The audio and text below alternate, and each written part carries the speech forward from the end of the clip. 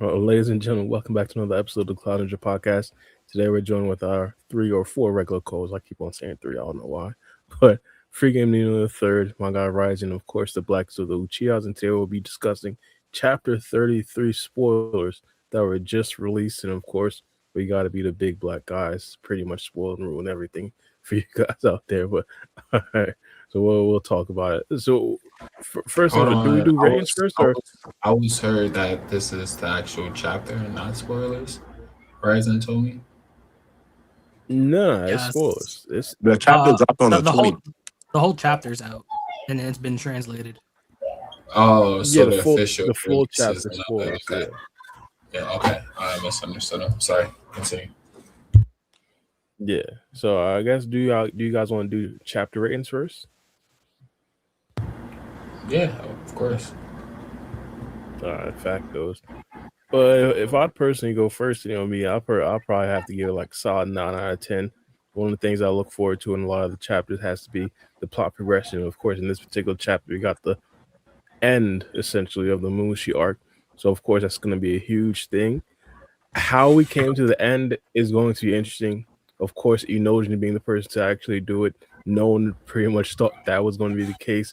I remember it was pretty much a big question, of course, if they were actually going to be able to beat Mamushi. And we're talking about characters the likes of Boruto, well, we didn't know Kawaki's going to be there, but Boruto Kawaki because he did wake up.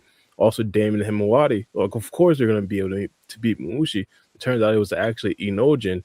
And to be honest, well, that's one of the things that we were talking about for a very long time. How are they going to incorporate some of the side characters? And Inojin's been one of the characters that they've done a very good job with, to be honest. I mean, I ain't going to say he has the right to, like, date him or anything like that, but maybe hold her hand for now. But, like, I honestly didn't really think he'd have this in his character, to be honest, before this arc even started. But, like, I'm happy for his character. Mm-hmm. Overall, though, I do like how they ended it in terms of like Code's eye being on the tree of bug. I do want to see exactly how they handle that, and of course, I want to see exactly how Juro reacts to the whole entire thing. Of course, when we've seen him multiple different times, he essentially doesn't really care when all the Shinjus they die. So, but I want to see his reaction. It turns out we didn't really get it, but Except regardless, I thought it one. was a decent chapter. Solid 9 out of 10. Except I'm gonna one. But yeah, I'm gonna give it a solid 10 though. Like, even though I was expecting this arc to last a little bit longer, it was a lot of teamwork when it came to Damon, Himawari. I'm not Himawari. I'm sorry, Boruto, and others. As far as like taking out the Mamushi Real clones, quick, we free got game. I think we can still hear your TV, bro. no. That's my outside people because they don't shut up. But yeah. So, anyways, like I was saying, we got to see a lot of good teamwork with Boruto actually going in and taking action, as my boy Black said when they dropped the scripted video. Like he has to step up, and he actually did step up in this chapter. As far as like helping Damon and Ada get away with getting escaping the Mamushi clones by taking them down as they was getting closer to him. So I like that. I like the fact that Kashin Koji and Inojin, he explained his prescience to him.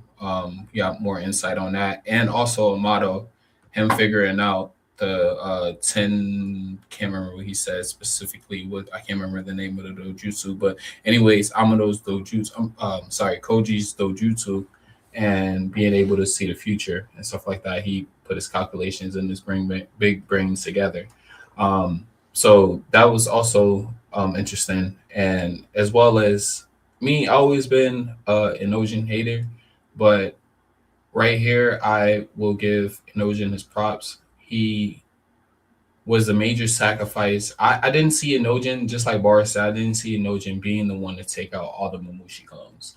But the build up and him teaching him that jutsu and stuff like that, and us wondering why he even picked Inojin, then that brings it all for full circle. Excuse me. Yeah, so definitely a 10 out of 10 chapter. I'm gonna have to agree with Bara. I'm gonna give it a 9. There, one of the main reasons why I can't really say 10, as much as I love this chapter, I love how Ikamoto has been surprising us and how he's been making these side characters really step up in this new age, something's worrying me about the stakes. Because it looks like Himawari was able to heal Inojin. And depending on what we get in the next chapter, it's going to be really interesting on how the stakes feel. Because on one hand, it would upscale Himawari to where she's able to heal destroyed organs like eyes. But then it just kind of feels like the stakes are a bit off. So I wonder what long-term effects will Inojin have after this chapter. And I feel like that'll be my main pivot point to whether I give this chapter a 10 or a 9. Yeah, So I will say my actual like number rating. I haven't read the full chapter, so once I get a full chapter read, I think it might be another 10. I've been giving 10s like the last, I don't know, since nigga been Black Uchi, I've been talking about Two Blue Vortex, but it most likely will be a 10. But from what I have seen, the stuff who said something about Cold's eye? Somebody said something about that. Yeah, Koji. Yeah, So I he's making- I didn't really even see that, so I was really Rising intrigued by that part. But I want to pull it up, but see, I'm paranoid because the chapter isn't out yet. Yeah, true. You know that's the how- thing. Yeah, Yeah. I'm not trying to see everything because I'm gonna wait till the whole thing and I'm gonna be able to. No. Cole's thing is Right, interesting. right. I You said believe what? the fan. What? I was saying fan art shouldn't necessarily be like that crazy, right? Like so hypothetically, if someone like called it in, maybe we could probably show that. Oh no. Well, I wouldn't be on stream. I don't know, or maybe I can just like, never mind, just don't do it. It's okay. But yeah, continue. Yeah, I didn't even know y'all was constipated. All right. I was saying me personally, I was like, I ain't willing to see it. But either way though, the code thing is interesting. As far as like Daemon, like I said, I mentioned earlier in the chat, I thought because I did see a couple of tweets and then I popped in our chat and then I saw a couple of mentions like, Daemon fans, as soon as something happened, we gonna be the first ones to get mentioned. So I was expecting to see I was expecting to see Daemon get done in dirt, but we got him a panel huffing and puffing like, hey, whoop-de-doo. You know what I'm saying? What my guy Young Thug say? Whoop-de-doo, so he still did his due diligence. A lot of Boruto, Sarada, Himawari, all on the same page, all in the same panel. People have been asking that for a long time, but in this type of situation where nobody gets to actually settle down and be characters with each other, they focused on the imminent situation. Boruto's getting the blood off Sarada's eyes. It just like, I don't know, for some reason that panel just felt so like, I was like, it just emphasized how much blood there probably was coming out of Sarada's eye. I don't know why. I just felt that personally. I'm like, damn, she was bleeding a lot. But Himawari came through, saved the day, like Ryzen mentioned. She got that heal all be all magic power that she been holding on to. So she healing Sarada eye, that's fire. And then, man, look, bro, I ain't say nothing like Inojin was whooping Shinju. Now, mind you, I'm not gonna sit here and act like I called it. I never said that. But I told y'all since, man, I was like, we got to start respecting Inojin. It was bias on my end because I respected the way he stood up to Jura. I'm talking way back when he stood up to Jura, joined the Donut Hole Club. Shout out Rengoku, shout out Ace. He joined the Donut Hole Club. And I was like, damn, just 10 toes. I was expecting him to come back from his coma, on some different vibes. I thought he was going to be cured from omnipotence, join Team Boruto Kawaki. He wasn't cured, but he still joined Team Boruto Kawaki. I've been saying these things, chat. I feel like right now, I feel like Mace off of It Is What It Is, because he's been telling people things and they're not listening until these things come to pass. And then they're looking at me like, okay, Mace, we understand what you're talking about. But essentially, that's what's going down. My guy, Inojin, actually even blew my expectations out the water. Most likely, even though I haven't read the full thing, I'm gonna give it a 10 out of 10. Shout out Inojin. I mean, hell, I'll give him his flowers 100%. He really stepped up. And if we're counting the Mamushi clones as separate kills to an extent, dude's kill count just shot up into the thousands. I think he's probably first place and Daemon's second. I'm not gonna lie to you. I think 100%. It's just funny to think about that Inojin, technically, we could say he has a kill count in the thousands right now. But now, and we now I'm can't thinking go. though. But hear me out. Hear me out before we get into too depth of this. Look at the pattern Ikimoto's giving us, right? Because essentially, if we want to count the very first quote unquote Shinju kill, like being destroyed, seeing the soul thorn, Kawaki, we know it was Boruto, Sarada, and Konohamaru who did most of the work. But Kawaki, boom, he killed Hidari, right? We see Ryu come through. We're like, oh snap, Gaara's about to be there. It's about to be a whole bunch of sand ninjas pulling up, Conqueror maybe, but boom, Sarada pulls through. She's the kill. Matsuri, we're like, all right, Konohamaru, this is your time to shine. Boom, Boruto pulls through, gets the kill. Obviously, no one's killing Jura. And now we get Mamushi, and everybody is saying the same thing. We were like, oh, they're going to do what they do, but eventually Daemon's going to have to show what Daemon has to show. And now we're talking about Inojin getting the kill. So now that we get to Hidari, I don't know. I want Sarada to be the one to get the kill. But at this point, is this Chocho's fight or not? I mean, hey, Ikamoto, and I'll give him this. He's always throwing us for curveballs. Yeah, it's fine. And And it it works. seems like- It sounds crazy, but actually reading the context, it works though. But it does. also seems like he's not wasting a single sentence. Every Mhm. sentence will come back to haunt you in these pages, and it's really interesting to see that. Where Yeah. I can't even throw away sentences anymore. Like I have to go back and pay attention to these sentences because it seems like there's a payoff in every single panel for the most part. Yeah, absolutely for sure. Yeah, 100%. But I'm still just surprised at how Inojin just activated. To be honest, his legacy probably surpassed Konohamaru's after this. Can I would we have to- now that you mention that, can we just go over the report right now, the resume? All right. Sacrifice himself. I don't know if we want to count that as like something. He sacrificed. This nigga done sacrificed himself twice. Both times, you know what I'm saying, meant something. The second time makes up for any other fallout you want to happen before. He perfects a new jutsu that wasn't just meant to be crucial to the mission, but actually meant to defeat the villain. But Koji was trying to keep that in his back pocket. Y'all know how I've been feeling about Koji lately, too.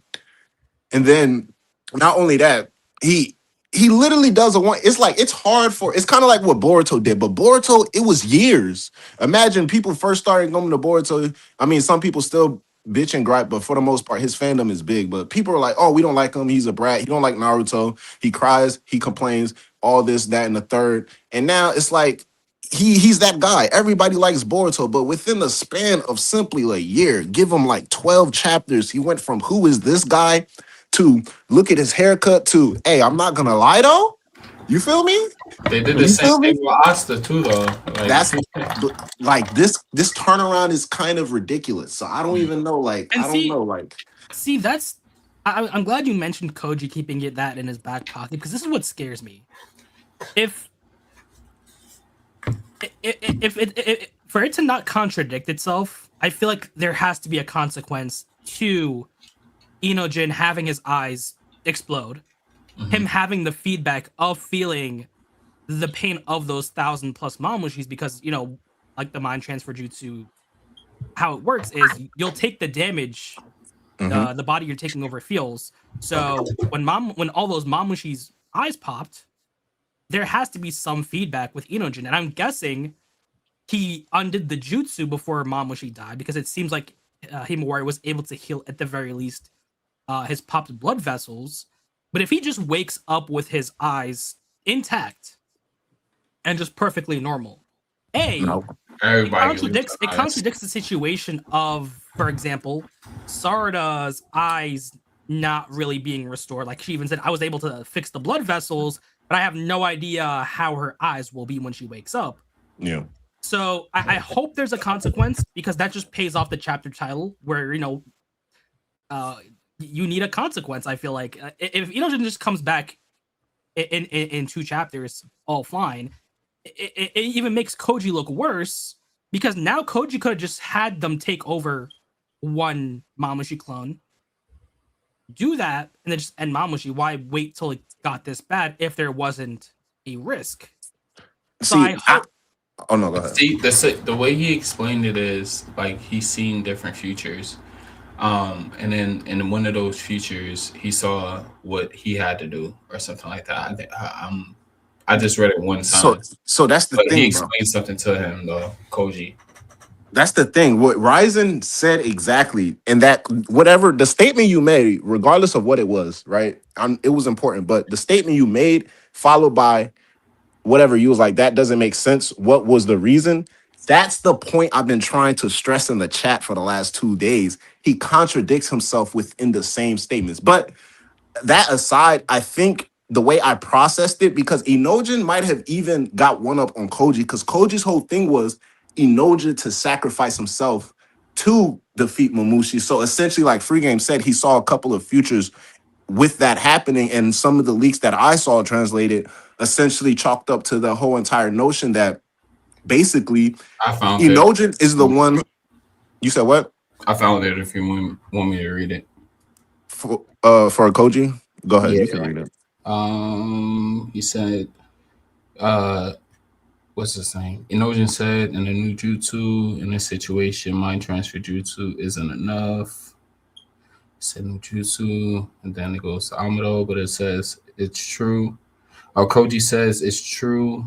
Much has changed about the future, but strength of 10 paths comes from the information gleaned from it. These words is little, sorry. The thing right in semi, they have little aspects.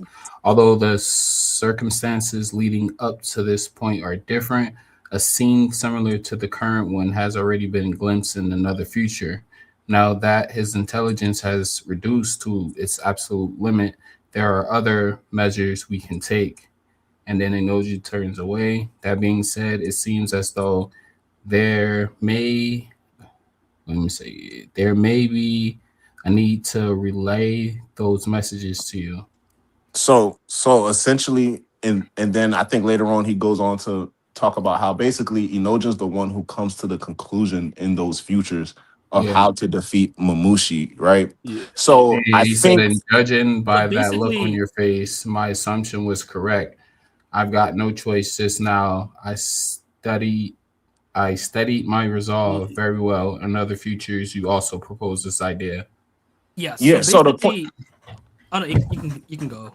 yeah, so to finish the point I'm saying, so it's like basically when he told whatever he's telling Inojin, he's alluding to the fact that in those futures, he doesn't give Inojin an answer, but he figures it out on his own. He sacrifices himself by connecting to that hive mind of Mamushi. But I think within those spoilers, when we get those I think we get those 2 flashbacks, or it's in one flashback Inojin has, because he remembers 2 things. He remembers Koji telling him about how, certain things happen. So he gets that immediate reaction, like, oh, snap. And then he gets reverse summon. He's like, yeah, this is what I need to do. And then right before he does anything, he's like, he remembers, basically, they were talking about who was it? It wasn't Amado. It had to have been Koji or Shikamaru. Destroy both of her eyes. So I think before he started thinking about the eye thing, he was trying to figure out a way, not really figure out a way, but I guess kind of accept the fact that he was right. He pulled up to the battlefield basically to die, right? But then in the heat of the moment, because he tells Himawari to pick up the aftermath, so I think it started to dawn on him at the time, because at that point, Daemon has the highest kill count. Daemon has the most eyes on him in the battlefield in terms of everybody else around him. If Daemon goes down, a lot of shit is hitting the fan, even compared to the shit that's already hit the fan. So he thinks of Daemon in that instant, and then he says, bet. Destroy his eyes. So now he destroys his eyes. I don't think that was a future Koji saw. Essentially, I think he probably saw a future where maybe he does take him over and he just dies with Mamushi. But now he's like, fuck it, I'm gonna sacrifice my eyes instead of my life. Because if you destroy the eyes, for me, I lose both eyes. But for you, you lose the ability to clone, and as we see, essentially die out. Yeah. That you're right. Koji said make sure to destroy both his eyes. Any Mamushi with destroyed eyes will be unable to multiply. So that could have been like a heat of the moment decision, but I still think the repercussions thing is there. It's 2 people on the table though, Ryzen. So even if Inojin wakes up and let's just say his eyes, he got a little headache or a migraine, one of them, like eye patch Sarada or eye patch Inojin, we're gonna get one of them. Not both, but we're gonna get one of them. See, you feel me? So in my mind, I feel like Sarada going blind is just an effect of her own power. With Inojin, if Inojin's fine in the next chapter, he gets a hero's welcome. Boruto can hypothetically brush off Koji's manipulations. Everyone can just see Inojin as a hero. But if he faces those repercussions, if he's blind, if his eyes can't heal, if she healed only the blood vessels, if his eyes are blind, and just couldn't, eyes are just difficult in general. Now you bring in Ino's conflict. Now you bring in Sai's conflict. Now you have to bring in the elders and how Shikamaru did assign that mission to Team 10 and the others, and he kept all the other ninjas in the dark. Not a lot of the ninjas know what was going on with Mamushi. He picked this team specifically because they were allied with Boruto. So now you get that political conflict, in addition to Boruto possibly feeling even more resentment to Koji. Yeah. So I really hope there's at least that payout, because it's kind of hard. It's kind of because if he goes blind, they would have to make it make sense. Because essentially, like, his eye exploded, right? And that's like physical damage. And then Himawari healed. We know she said herself said she's gonna heal the blood vessels and whatever if so. But for Sarada specifically, like, her Mangekyo Sharingan, like you said, a byproduct of her power, her light in her eyes is specifically being attacked and triggered. So that's something Himawari can't heal. So in Inojin's case, it's like, it's not necessarily his light that's being attacked. It's like his eye exploded, like physically got exploded. So I don't want to say it's the same as like the Kakashi situation, because Kakashi completely lost the eye, then Naruto just popped a new one. But I think it's kind of similar, like where, oh shit, you just lost the eye, here, boop, brand new eye. I feel like it just makes things interesting, because if she can regenerate that eye, first of all, that upscales Himawari, which would be cool. But then where do the limits go? Can she heal an eye that's been scarred over? Can she potentially give Sasuke a new eye? Can she give Boruto a new eye? I feel like that makes her too much of a quick fix, because we know they would have to explain her. They would have to explain it where whatever. I mean, so far up until this point, every person she's healed, they literally give us an explanation to what she's doing, and it all up until this point is always made sense. So even when it comes to Inojin, like for Sarada, within the same chapter, we figured out, oh, she just healed the blood vessels. We don't know.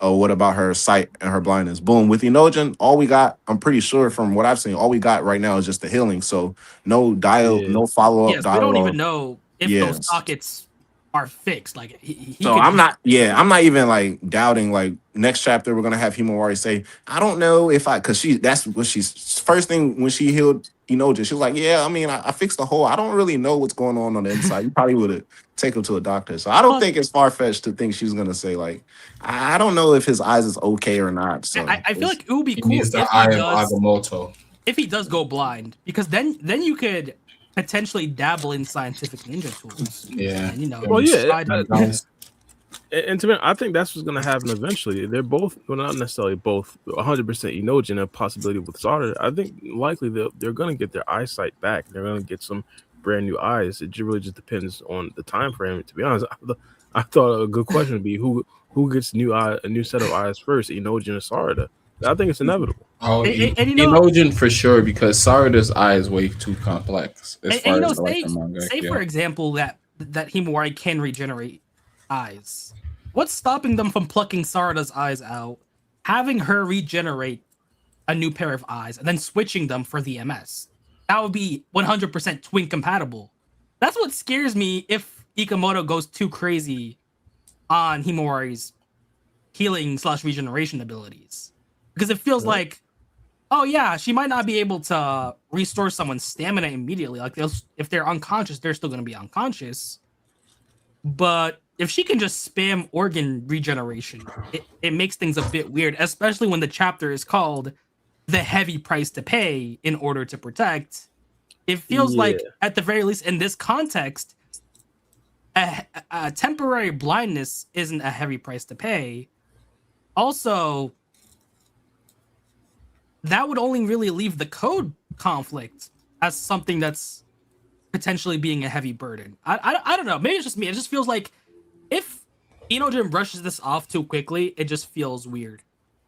I understand where you're coming from, but I've always been on the side, and I've kind of been like the one to kind of disagree with you guys.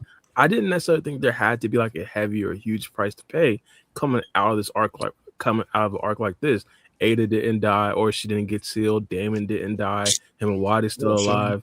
Like everything is still copacetic, kind of like how it usually is after a Boruto arc. Now, don't get me wrong, like everyone would love to have like big, long lasting impact for each villain that actually happens or it actually creates an arc. But that's just not how Boruto has been rolling in the past. So, Oh, and 100%. And yes, it doesn't have to be every arc, but the thing is, we have Ikamoto literally titling the chapter "The Heavy Price to Pay" in order to protect. It would be one thing if it was just us saying, "Oh, there should be a heavy price." Well, hey, Now but it's also you gotta look who's on the cover. It could be referencing Sarada. to Sarada, not Inojin.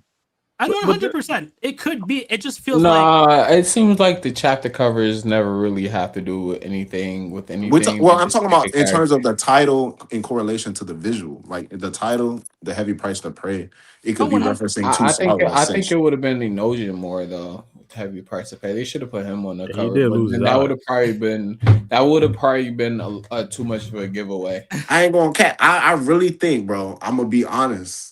The nigga probably gonna have a headache and just need to get a like aspirin. Like I don't think it's that Damn, deep that's because a really heavy price, right he's there. he's gonna Bro, he's he gonna need to have a get a headache.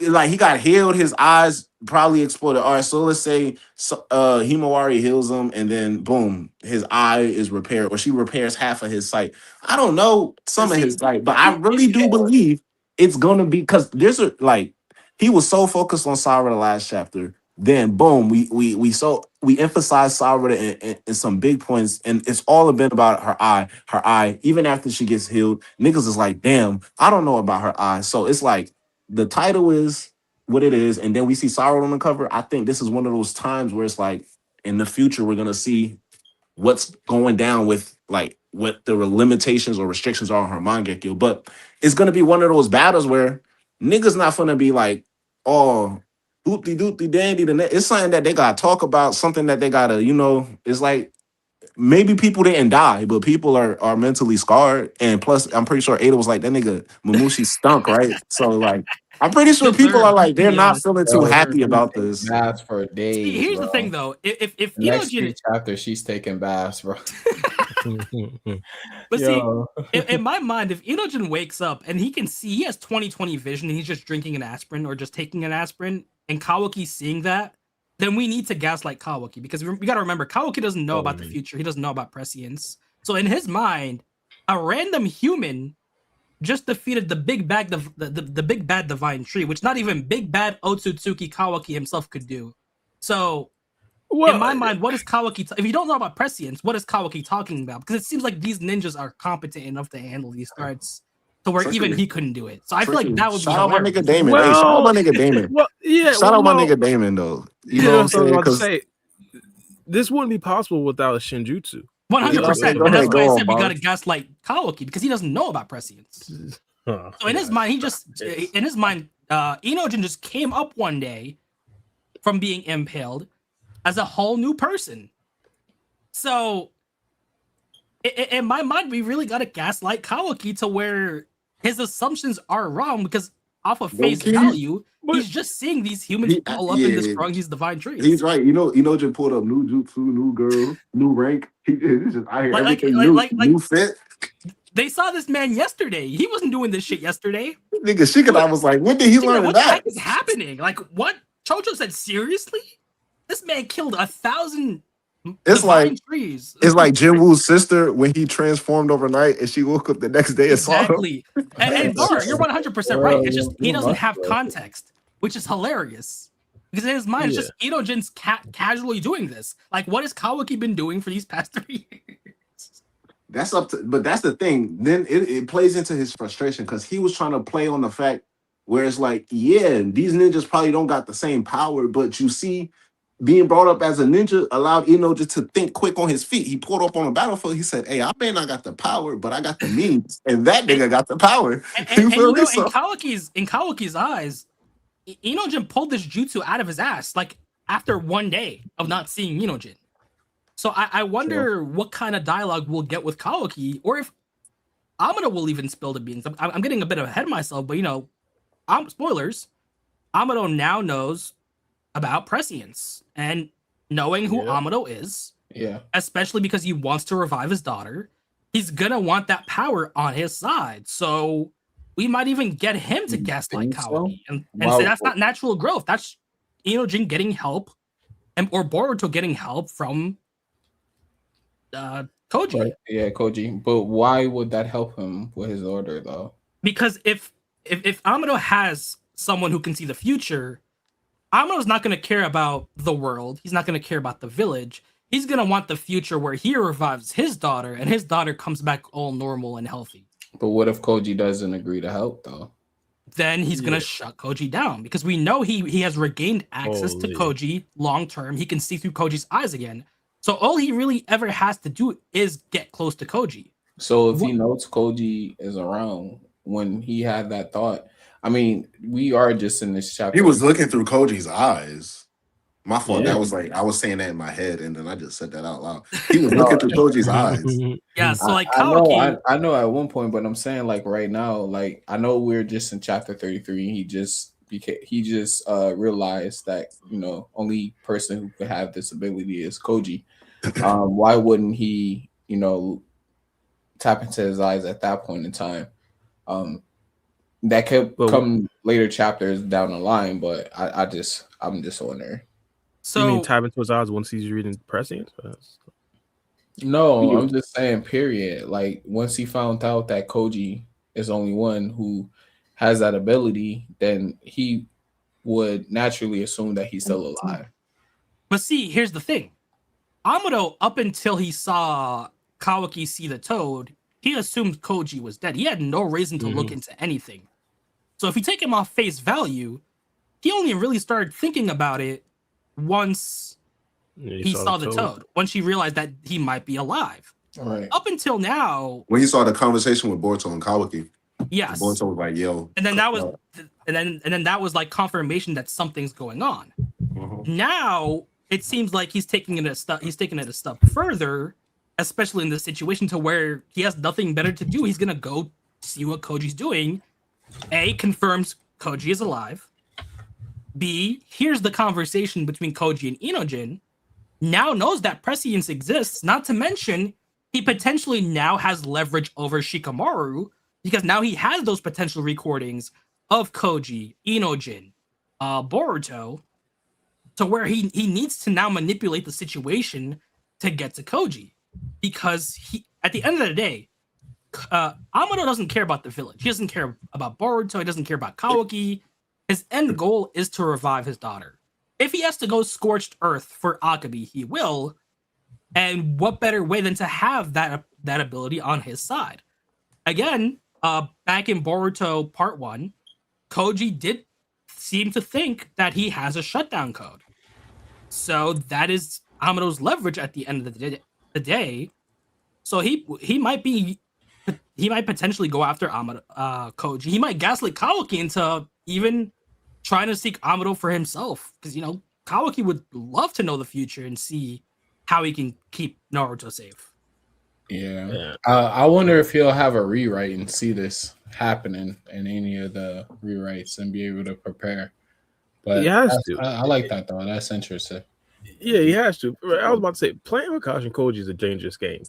Koji's going to figure out a way in the future where he could create a scenario in which, Amado just accidentally dies, and all of a sudden, no one has 100%. Access to his shut off code. Like, I agree.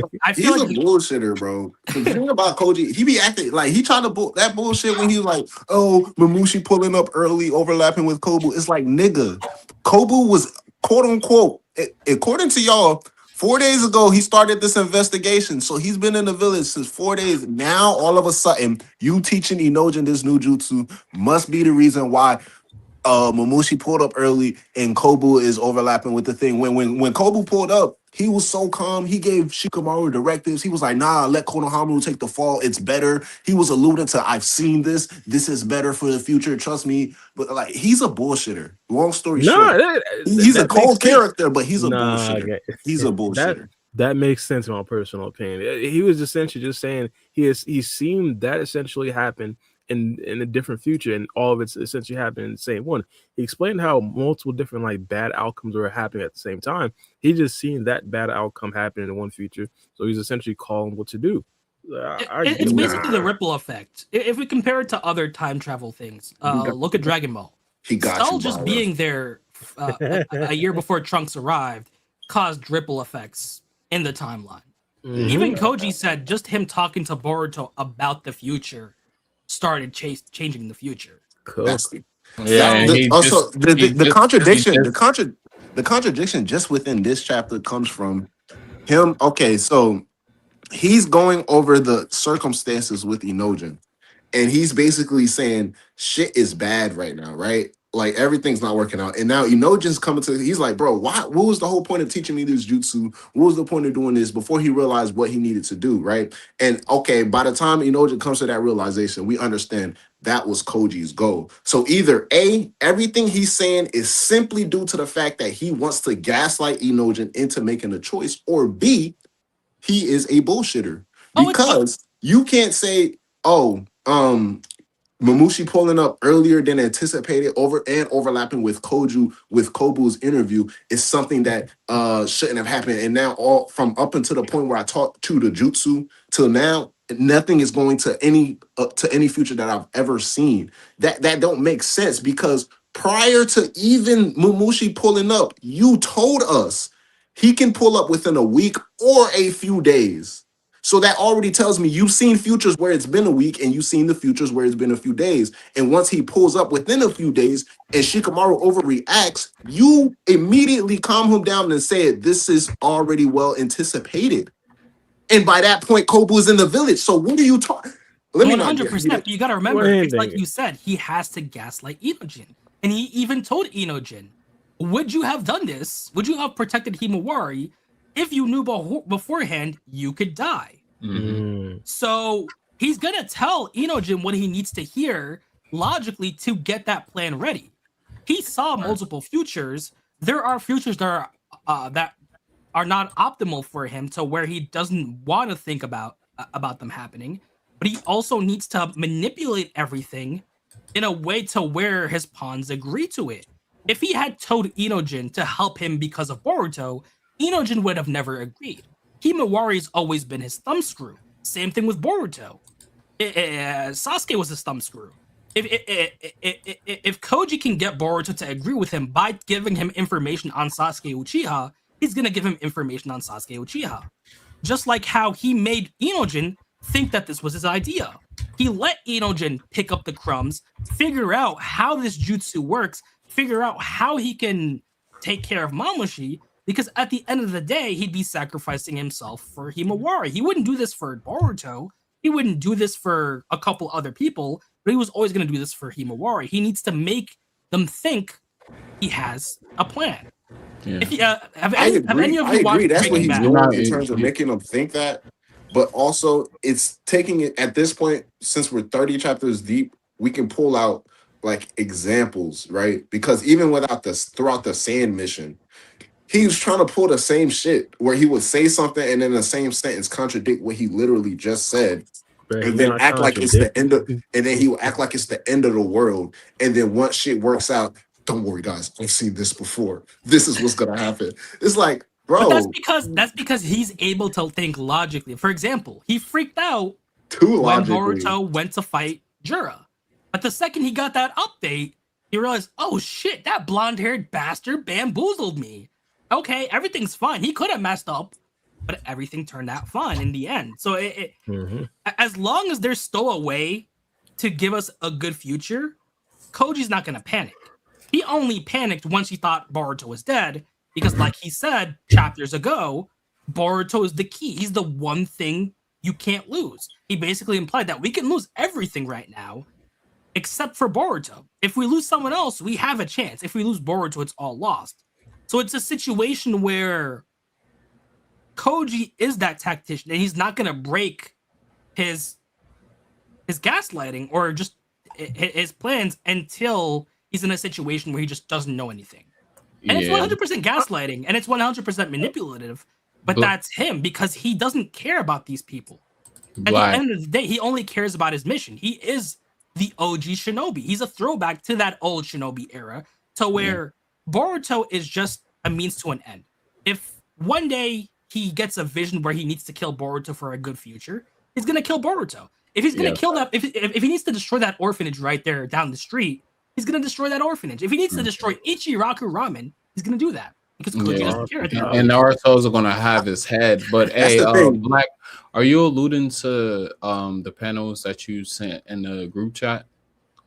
Those was like the tip of the iceberg of my research. That's the thing. It's Oh, not even the. one more thing too before you get into that. That's it. Shout out That's to it. Shangil T1W. He shot us a super chat, $5. He said hello. Shout out, my gosh, Shane Gill's one of the funniest comics out there. What's going on, Shingil?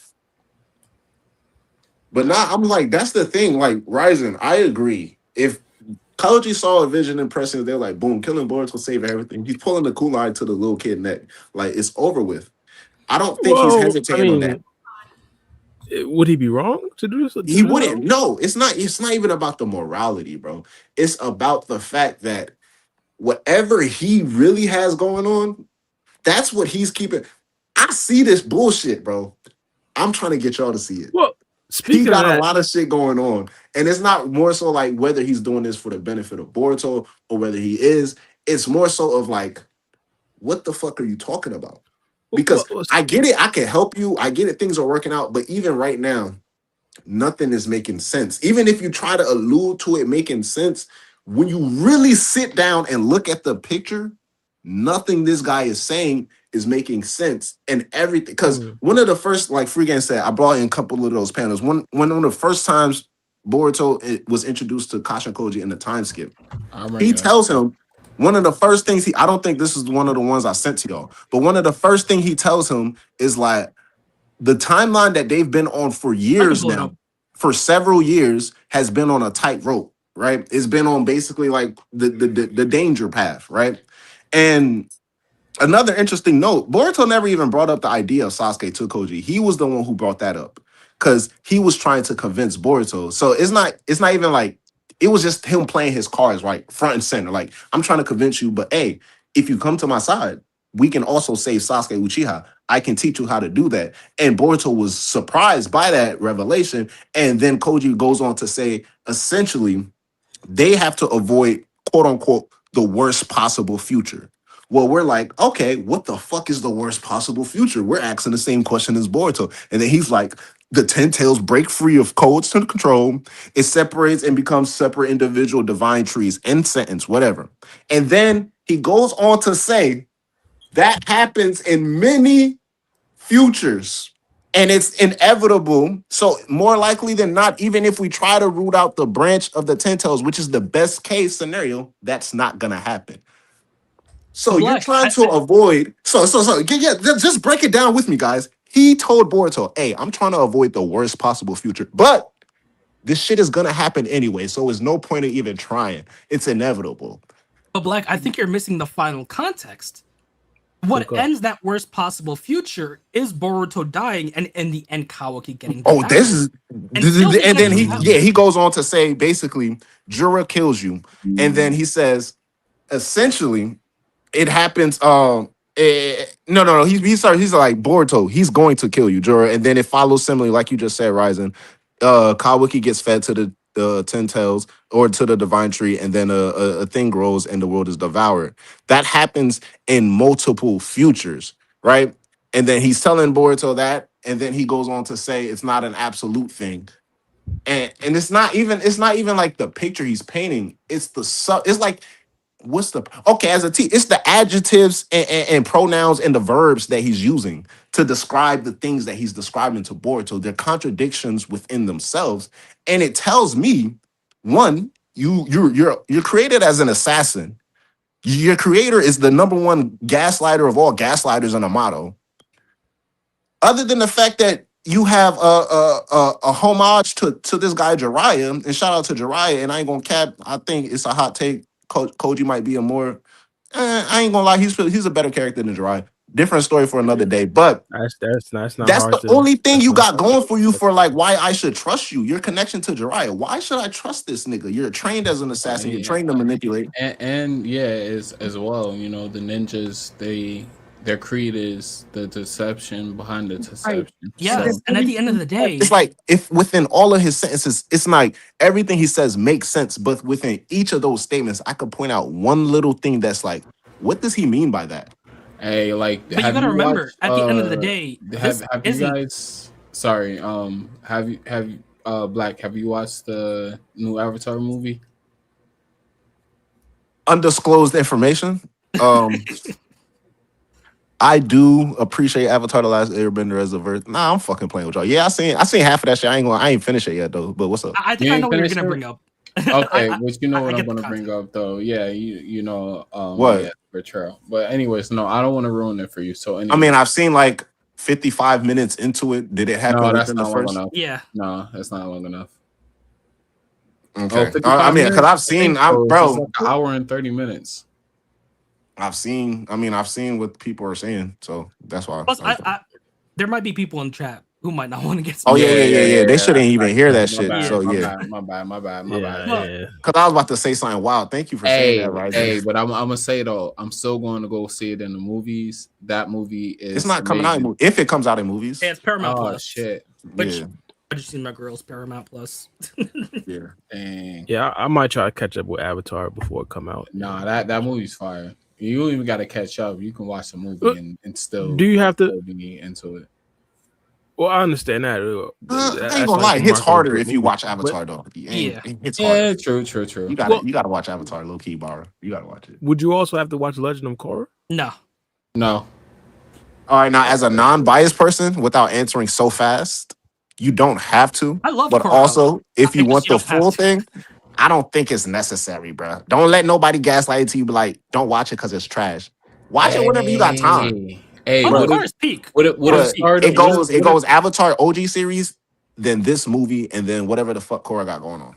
What if Yeah, shout out to my guy Cycles. He always wanted what to if watch. Inojin he can fight like old girl? What's her name? She's blind. I can't remember her name. She's Toph. the Big you said what? And shout out Toph. Toph. Yeah. What if you can fight like her? He ain't got no eyesight. He gotta rely Dude on uses his everything else, sensory other abilities, senses. uses echolocation. That would hit hard. Bro, because she's a beast. Yeah, I think a comment mentioned that too. But speaking of the Amado thing, not to completely flip flop, but do anybody find it suspicious how he miraculously found out the key to essentially beating Mamushi after Sarada and Kawaki had their major plot moments, where Kawaki his body finally gave out, and Sarada, her Mangekyo Sharingan finally gave out.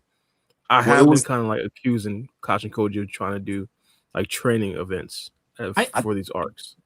I feel like we have enough. I can go, Gia. No, I was asking Bar because you said Amado, then you just said Koji. Oh yeah, my bad. I meant Koji. From the start. My bad. Koji. Oh, okay. All right. Now go ahead, Ryzen. That's what I just wanted to clarify. I think in Amado's case, for his theory, we have enough of his internal thinking that we can take him off face value that he just accurately made an educated guess of how Mamushi's ability could work, and it just paid off. I feel like we're just getting too many internal conversations with Amado where he's mostly by himself or just with Sumire in the same room, to where he made an educated guess and it paid off. It's like, for example, he didn't even know about the time stuff. Like he is now interested in that future ability, and we know we know 100% more or less that it's something he did not know about, and it's something that he's potentially excited for. Yeah, but specifically for Kashin Koji, like for example, how in the Ryu arc where that was essentially orchestrated for Sarada to unlock her Mangekyo Sharingan. Yes. It could be a certain situation in this particular arc where Kashin Koji and he wanted to create a scenario where now Sarada essentially can't fully rely on her only Mangekyo Sharingan. She has to find an alternative to either get a eternal Mangekyo Sharingan or find another way to actually be up there with the likes of the other Shinju without the Mangekyo Sharingan. Well, yeah, that could potentially be part of it. We do know that the future did derail to where it's not something that was ideal. But Sarada was going to lose her eyesight anyway, so I feel like that's just by proxy to where it would be in his plans that, yeah, Sarada will lose more of her eyesight in this battle. Eventually, we're going to have to talk about that EMS or whatever solution they cook up, because we do know he's seen her fighting Hidari potentially in his prescience ability in that Ryu arc. So I feel like it would just have to be part of his plans. Yeah, I agree. Yeah. And going back to the Koji stuff, we can break it down. Because at the end of the day, he makes it clear this isn't a Naruto and Jiraiya situation. This isn't, oh, you're my student, I'm gonna trust you, I'm gonna raise Oh you no, it's up to be a absolutely not. shinobi. I'm calling a spade a spade. I'm simply Yeah, that's what I'm doing. It's I'm a calling relationship a spade. of circumstance and of convenience. If he Naruto. needed Inojin instead, he would have went to Inojin. It's not even that. That's what I'm saying, Ryzen. It's not even that. He's manipulating niggas to even think it's that. That's my thing. It's not even that. It's not even a relationship. No, he's in control the entire time, and he's a bullshitter. Oh, well, That's all. that's 100%. He'll throw you away that. if need be. But he has to be. Off at Kashin Koji, because he gonna know that he told Inojin to do that. But he in a way he has to be a charlatan though, right? He can't necessarily have everybody walking around being singularities. Like, he has to be to a level lie to people. And he even told Inojin that, yeah, I'm gonna learn from my mistakes. Basically, he basically said, yeah, even if I tell you something in good faith, that could backfire on me. Like, for example, telling Boruto that Konohamaru could die. That backfired on Koji, and it's only dumb luck that Boruto didn't eviscerate any good futures. I think it's because I think Ikimoto's doing this on purpose. He's telling Inojin these things, like, obviously they don't know the audience is there, but we're seeing these to take into account everything Koji has said before about his ability to other characters. I think the shit he's saying to Inojin is so crucial because a lot of the shit, it's like you telling Inojin, oh, it don't even matter what I choose. I don't know if the shit is good or not until I see the outcome. What the fuck? So wait. You telling Boruto, oh, absolutely don't do this. Jura's gonna kill you before you say Rasengan. I know exactly what's gonna happen. I've seen it many times. All this, yada, yada, yada. I know all, I see all. And then when it comes to Inojin, I get it. Like I said, Exhibit A could simply be, this is the gaslighting portion, but we got to take into account, bro. You're talking about some. If I tell you what to do, I don't know if it's good or not until I see the outcome. 30 chapters in this bitch. Now you're telling me that? I feel like that's two different circumstances because we got to remember, Boruto is that linchpin in the plan to where they cannot lose, and he even didn't believe in himself that Jura could be circumvented in this situation. It goes back to Boruto doing something in the background to where he didn't even know. In the Inojin situation, there's a gray area. Because, for example, say they had failed. Say that Ada did get eaten. Is that the end of Koji's plans? No, it's a setback. In Boruto's case, if he dies, he dies. So the rules have to be different between Inojin and Boruto. The gaslighting also has to be different, and he's a 100% a gaslighter. Yeah. But I feel like it's a circumstance of convenience to where he cannot lose Boruto. He absolutely has to be careful with what he says. I got two questions for you. I got two questions for you, Ryzen. Two. It's a two-part question. Do you believe the future where Ada and Himawari died, it was up until this point, like how we seen right now, 1,000 Mamushi clones? No. So do you believe in the futures that Koji saw, everything was already essentially that 20 to 30 quota bullshit that he gave us, or he saw futures where it was 1,000 plus, but within those futures had to have been where Inojin comes up with the ideas? So do you think he simply didn't want to reveal that, or do you think Ikimoto is simply leaving us clues, like basically alluding to the things I'm trying to point out, or do you think it's something that ties into or lines up into everything that he's saying? The events or circumstances just played out how they played out and led to 1,000 points. So they would have to be similar enough to where he knew the mind transfer stuff would work. But we got to remember, the events play out after Ada and Himawari die. So Inojin only invents this technique after, in however many futures, however number of Mamushi, they go in, they potentially kill a couple of villagers, but they also get Ada and Himawari. Inojin survives that battle because we see him crying on over Himawari's corpse. He studies Mamushi, supposedly, figures out his new jutsu, and then, however many Inojins, figures out that they're all connected, figures out that if they just figures out that his mind transfer jutsu works on a hive mind setting, and then he did something similar, whether it's destroying his eyes, whether he figured that out by someone killing Amamushi or someone just attacking their eyes, or whether he just killed himself at the same time and just suicided to kill Mamushi, and that's what Koji saw. In this scenario, it plays out differently because Inojin knows the jutsu already, and Ada and Himawari are still alive. So this is what he saw is the aftermath of Mamushi getting his goal, and then Inojin potentially going for revenge.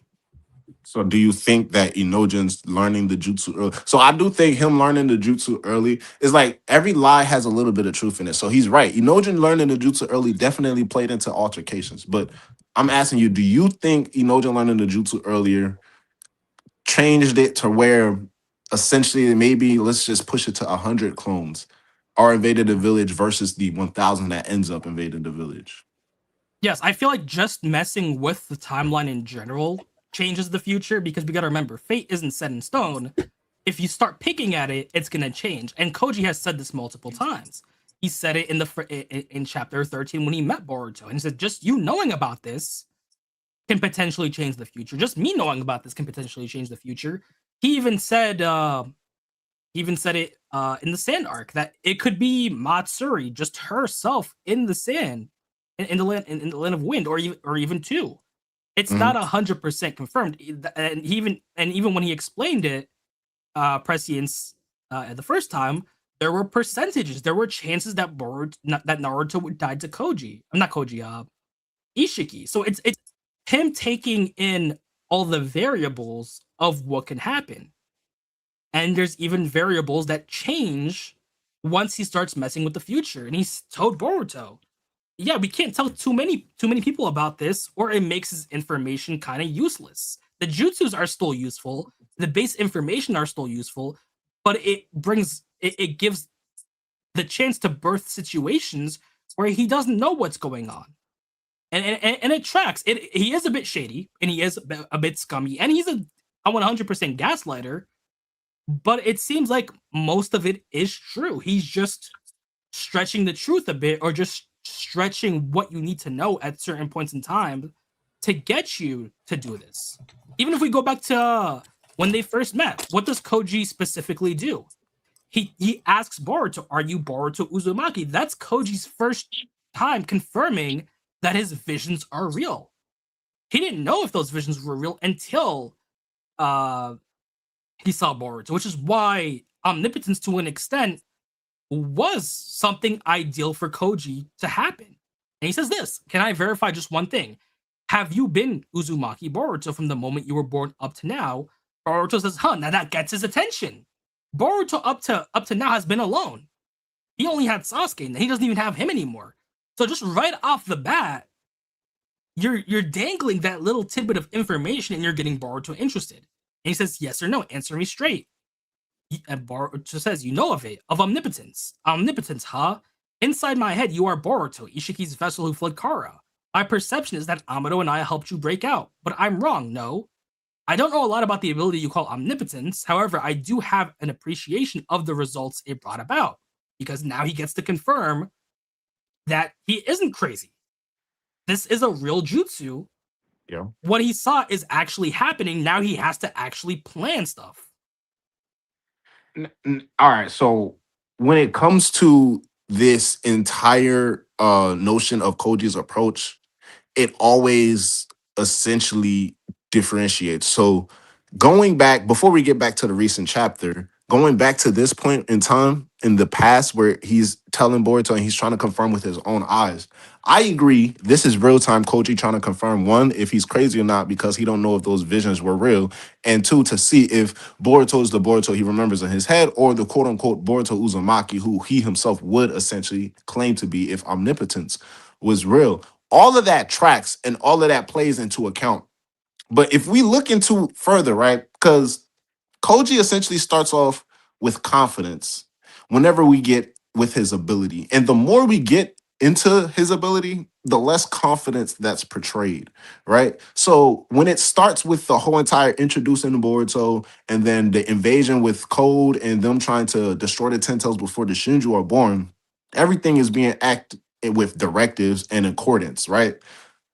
But initially, when Boruto is first asking, okay, if you know the good and bad futures, why can't you tell us? Yada, yada, yada. He tells him the similar thing he told to Inojin. The less people to know the future, the better. Essentially, the most ideal futures that I've seen, quote unquote, not verbatim, but he won't say anything about those futures.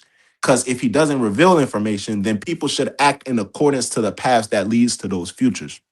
The very first fucking mission this guy Koji partakes in, he tells Shikamaru word for word, Mitsuki, Sarada, Konohamaru, send them niggas to the Sand Village, have them link up with two Sand Ninja, defeat Matsuri or Ryu or both, and also, if Jura pulls up, run immediately. Don't try to fight him, no questions asked. That was like the most direct we have ever seen him, right? And then as that mission plays out, we see how he starts to get a little bit more in the gray area. But then all of a sudden, when we come to the Mamushi, things start to play a little bit in a similar manner. He starts off with confidence. Okay, he's coming in a week, possibly a few days. He's doing this, he's doing that in the third.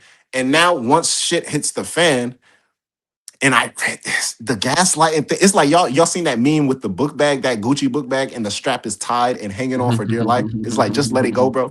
Like that's the only thing that's holding on to Koji right now. That's it. It's the fact that we could just be like, hey, he's gaslighting Inojin. And that could be all there is to it. It's like, well, shit, if you're gaslighting him, you're gonna say what you want to say. But all of that going into this chapter, and now all of a sudden the confidence goes away, which you've been showcasing in bits and turns, mind you, already. But now it goes completely away. But then the evidence for it going, that's the problem. The evidence for it going away isn't in correlation to the current events. Like you're talking about, oh shit, it's 1,000 clones now. Oh shit, it's looking bad. Oh snap, I told you about this jutsu that you mastered a few days ago. You know what I'm saying? This must be the turning point where things starting to change. Nothing's happening in accordance. Now I'm talking about Mamushi pulling up earlier and Kobu pulling in the village at an inconvenient time. Like these are old issues that you're trying to relate to a brand new problem that arise. Like there's 1,000 fucking clones. It's not, oh shit, I've never seen this in the future, 1,000 clones, or oh shit, my bad, y'all. I said 20 to 30 animalistic instinct. This nigga still operating plans at 100 to 200 clones. Like that's my thing. Like, yes, there's a problem, but now you're blaming a problem on a weird thing. Like it's weird to have the problem, oh, 1,000 clones popped up, it's look bad for the team. But now you're saying, yeah, him pulling up early and then Kobu being here at the same time, it must have fucked things up. And then I told you that jutsu. Like, what are you talking about, bro? Like, how does that, like, we've already established nobody wants Kobu here. And we've already established we're fucked because Mamushi pulled up early. Yeah. It's like, that's what I'm saying. It's like, what do you, like, can we bring current events into play here? You know? Hey, we got a super chat from Shane Jill. He said, "Do you think Amado is Danzo?" Nah. Shout out Shane Jill, but fuck no. Here's the thing about Danzo. Danzo, even though he's been pulling a whole bunch of shady stuff, or he has pulled a whole bunch of shady stuff. Yeah, of course, RIP She's Sweet. Rest in pieces. That's not gonna want to hear that. Yeah. But Danzo essentially did most of the stuff for, I guess, the good of the Leaf. You could kind of say he did a lot of things selfishly, but he did believe if he thrived, the Hidden Leaf would kind of thrive. Amado was essentially doing everything for himself and his daughter. So I think that's one of the main key differences. Now, would Amado, push Icy a potential Hokage? Could he potentially backdoor Shikamaru? Likely, if it meant his daughter could come back. But he is kind of like that shadowy figure that essentially does things that affect the overall plot behind the scenes. But he's doing it for not the same motives that someone like Danzo did it for. Yeah, he's not Danzo, bro. Danzo is Dunzo. Like, just like his name, Danzo, he's Dunzo. You want to know what's so funny about that response you just gave? It was like Bara went into depth of the why he's not Danzo, and then you was just like, yeah, he's not Danzo, bro. That was just funny as shit, bro. I mean, He's Dunzo. I wouldn't call Amado no slouch, though. I mean, well, the best, or I guess not the best, but the biggest thing that Danzo essentially did was he took Shisui's eye, and he pretty And much then almost. he got rid of Bro, it Orochimaru. should be an insult to Amado to be in the same category as Yeah, Danzo. exactly. He went to Like, Orochimaru to help him out. Like, come You on. talking like, about a this is nigga with real. no ninjutsu, no nothing. He's out here playing chess with gods and reincarnates. We're talking about a nigga who backdoored a 15-year-old bum with 15 different eyes on his arm. Come on, man. Yeah, 100%. Amado is 100% up there. I mean, it's like he might be up there with Black Zetsu. Though those kind of aura marks that Amado's hitting. Right now, I'm in terms of the Boruto verse. Oh, yeah. This is a major chess match because I don't know if Shikamaru is coming out because I see it as Shikamaru, Koji, and Amado. They're all playing chess right now, and one of them niggas gonna end up okay at the end of the story, and two of them is probably not gonna be here anymore. So Yeah, Shikamaru needs some agendas, man. That's the only reason why he's not up there as well. He has no agendas. A quick side note, and for all the viewers, we are getting a Boruto data book that is 600 pages long. oh yeah, So, that's gonna be place some your- good lore. That's place gonna be your some bets good lore. because I feel like a lot of power scalers, a lot of lore people are gonna lose their mind when that shit comes out. Easily. And 600 pages is like double. It's like double the Naruto data books combined. So we're gonna get a good amount of juicy lore, a good amount of specific things. We might find out how the God Tree situation happened during Ishiki. Some and Shibai Kaga's information. time. Exactly. I hope so. Told you we not might gonna get- get Niggas head gonna be spinning when they anime. Told you. before. Bro, that anime, we need to just wait until the fucking trailer drop. That's the next time we need to talk about this anime, bro. Because at this point, this shit is not coming. Okay, but they Oh, did my also reference the anime. So like the same in the V-Jump book, in addition to talking about the data book, they also summarized key arcs. The flash forward arc was also there, which, you know, cool. But the fact they're still referencing these arcs means that to an extent they might still be connected. So I can't wait for us to see that trailer, like you said, Black. And I'm just super excited about that data book. 600 pages is gonna be crazy. I'm just the only Especially thing if they I'm start- scared about with the data book is like if they fuck around and do some shit like give Konohamaru chakra dexterity of fucking 120 while Naruto got a 95. Yeah, I'm like, 100%. all right, When does it come out? You said? Yeah, now I'm not 100% sure. I can go find the date, but it's gonna be big. It's gonna be crazy. I think do a around the video. time when that stuff is Do a dropping video too, on that. they're also gonna start releasing colored Yes. manga. The colored Yeah, so manga they're for gonna Boruto make 2 a- Vortex. Yes, Yeah. they're gonna make a colored version of TBV. It's gonna be digital only. It's gonna be JP only so far. using that So- color. So when that shit drop, niggas gotta just be on Viz Media's ass, tell them to translate that shit because we gonna want to Exactly. see that shit in color. But Yeah, it's gonna be 100%. really hilarious if they verbatim give us a totem pole of the TBV power levels, or just the base part 1 power levels in relation to Shippuden. I feel like that would be hilarious. That would be chaotic because you're gonna get a lot of older Naruto fans. Oh, like we would vote on it. Do you watch? Have you seen 2B Hero X? Yes, I've seen it. Yes. I was about to say, yeah, you know, like we play a part in terms of like the character story and how strong they are based on the Yes. votes and shit. So I was like, it'll be something like I ain't gonna like work with 2B Hero X. I was voting, I was biased voting the entire season. Trust me. But see, the reason why that works is because their power level is related to how much support they have. So they that kind of is did it true. The in power system conjunction works to for the yeah. real world. My thing is if, for example, Ikamoto and the editor say something that the older Naruto fans don't like Kagi has been surpassed. It's gonna be hilarious. I feel like I'm down for that chaos. No, that's some different kind of chaos. Hey, I want to see if they'll really do it. Like, how far are they willing to go? Are they going to say that Sarada currently is stronger than Mata? And now I understand it's a possibility that they don't really do TBV. But like, are they really going to do that? Listen, like, are we still on this? Because it's essentially like Shorty got Ohirume, right? And we could talk about this, that. Show me where Madara popped up 50 of himself, right? And Sarada's gonna have, like, one time is all she needs to get this nigga up and out of here. Pack him up and send him home. He's done. Nah, here we go. Then again, chapter 33 reminded us again, Boruto, or Naruto rather, is not like Dragon Ball Z. It's not just one It's not. It's not. Then I've been grounding my. I ain't gonna lie, Bar. I'll give you that. I've been grounding a lot of my takes within these last few months. Like I said, I think a couple weeks ago, I was like, low key, you bring Hokage and Naruto 1,000 Shadow Clones. I thought that could have got the job done against Mamushi. So I understand that. And maybe I was a little bit too strong on my Madara takes, but the shit just don't add up because Sarada is up there. And we know Boruto beating the brakes off of Madara. Is yes or no? Boruto beating the brakes off of Madara right now. Yeah, but okay. I mean, if he beating the brakes off of Madara, Sarada beating the dog shit out of that nigga too. That's how I'm coming. But then again, Inojin just beat a Shinju, like literally Mamushi. By technicality. If you take my GOAT Daemon out the picture, Inojin's just there.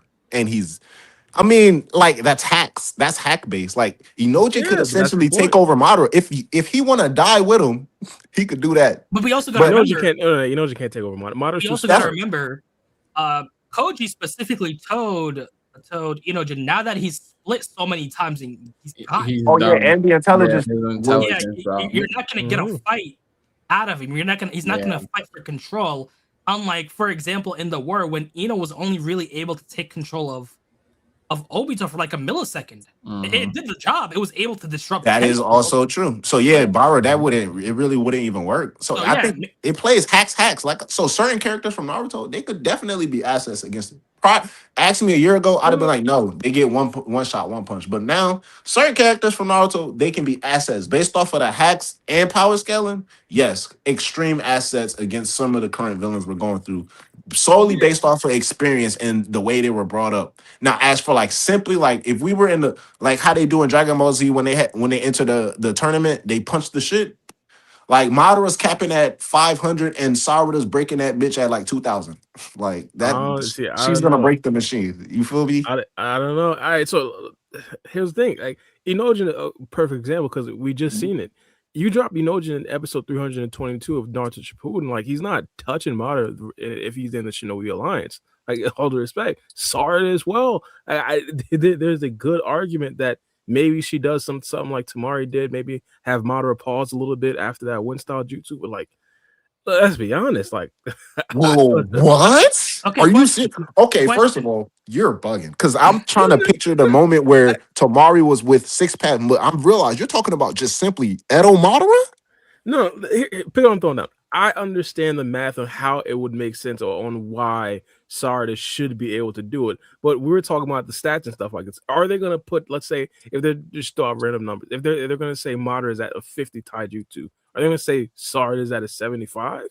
Like, are they really going to be that bold? So that's understandable. Madara, we saw the nigga taijutsu, but I ain't gonna lie though, if you keeping it a being, Sarada, not like the whole Ohirume thing is recent by it, yeah, but like she grew up a slugger. Like all she really know is hands and fire style. She learned Chidori late in the game. Other than Chidori, like, and then to be honest, we can't even say she learned Chidori late in the game because she learned that shit at 12. Sasuke was 13 by the time he got that. Well, yeah, 12. But even then, it's like it's these. I don't got on camera right now, but I'm putting up my fist. But it's these. That's what she was rocking with. You feel me? She was rocking with her fist. Now, I don't think it's something egregious like you would put Sarada at 75 and Madara at 50, but I don't think it's crazy to have Madara at like 100 and Sarada at a 90. But then when it comes to chakra, when it comes to hacks, Sarada might be at that 50 while Sarada's at that 75. That's the thing. And to be fair, sorry, that's the question. I do want to see exactly how this jutsu works against other characters. And to be honest, it working against Mamushi showed me like it is super strong. Yeah, taking out Flight. Like I thought Flight used to be something that could bypass, but yeah, it's not. And it's not like I understand that Mamushi, the more he multiplied, the weaker he got and things like that. But let's be honest, he was basically faster than Ada, and Ada is fast-ish. Like so, like he had decent flight power. Yeah, not necessarily. We're not gonna say Ada's up there with Boruto or Kawaki, the likes of Jura, but like she was able to actually fly, and Mamushi was faster than her, so his flight power wasn't necessarily nothing. So the gravitational force from Sarada just seemed like it was way stronger than even what Mamushi was outputting. That's the thing. I mean, how we could 100% put a pen in this and wait for that data book, because I'm gonna have some interesting conversations depending on what that data book has, because 600 pages feel like we're gonna get everything at this Let's point. do a scripted video on it. The audience said they wanted in Madara versus Sarada. We're talk about it when it drops. We gonna do that. We gonna do that. I mean, I'm pretty sure the data book comes out this year for the 10th anniversary. So I wouldn't mind it. I'm not gonna lie, chat. Madara is a fucking genius. He's a fighting genius.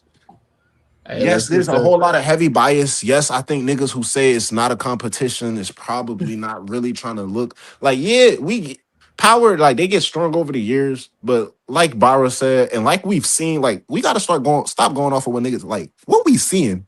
So like we've seen, some people is strong, some people not. Chocho can punch off a nigga head if he can, if he don't got enough intelligence, and sometimes she can't. You know what I'm saying? So it's like, if Naruto specifically was in the Mamushi situation, could he have done something? Yes, I think so. Sasuke, they probably would have still been in the same predicament, right? But hey, you bring Sasuke in maybe like a Ryu situation, like intellect, he noticing the puppet strings. Could he be more help than Sarada? Hell yes, in that situation.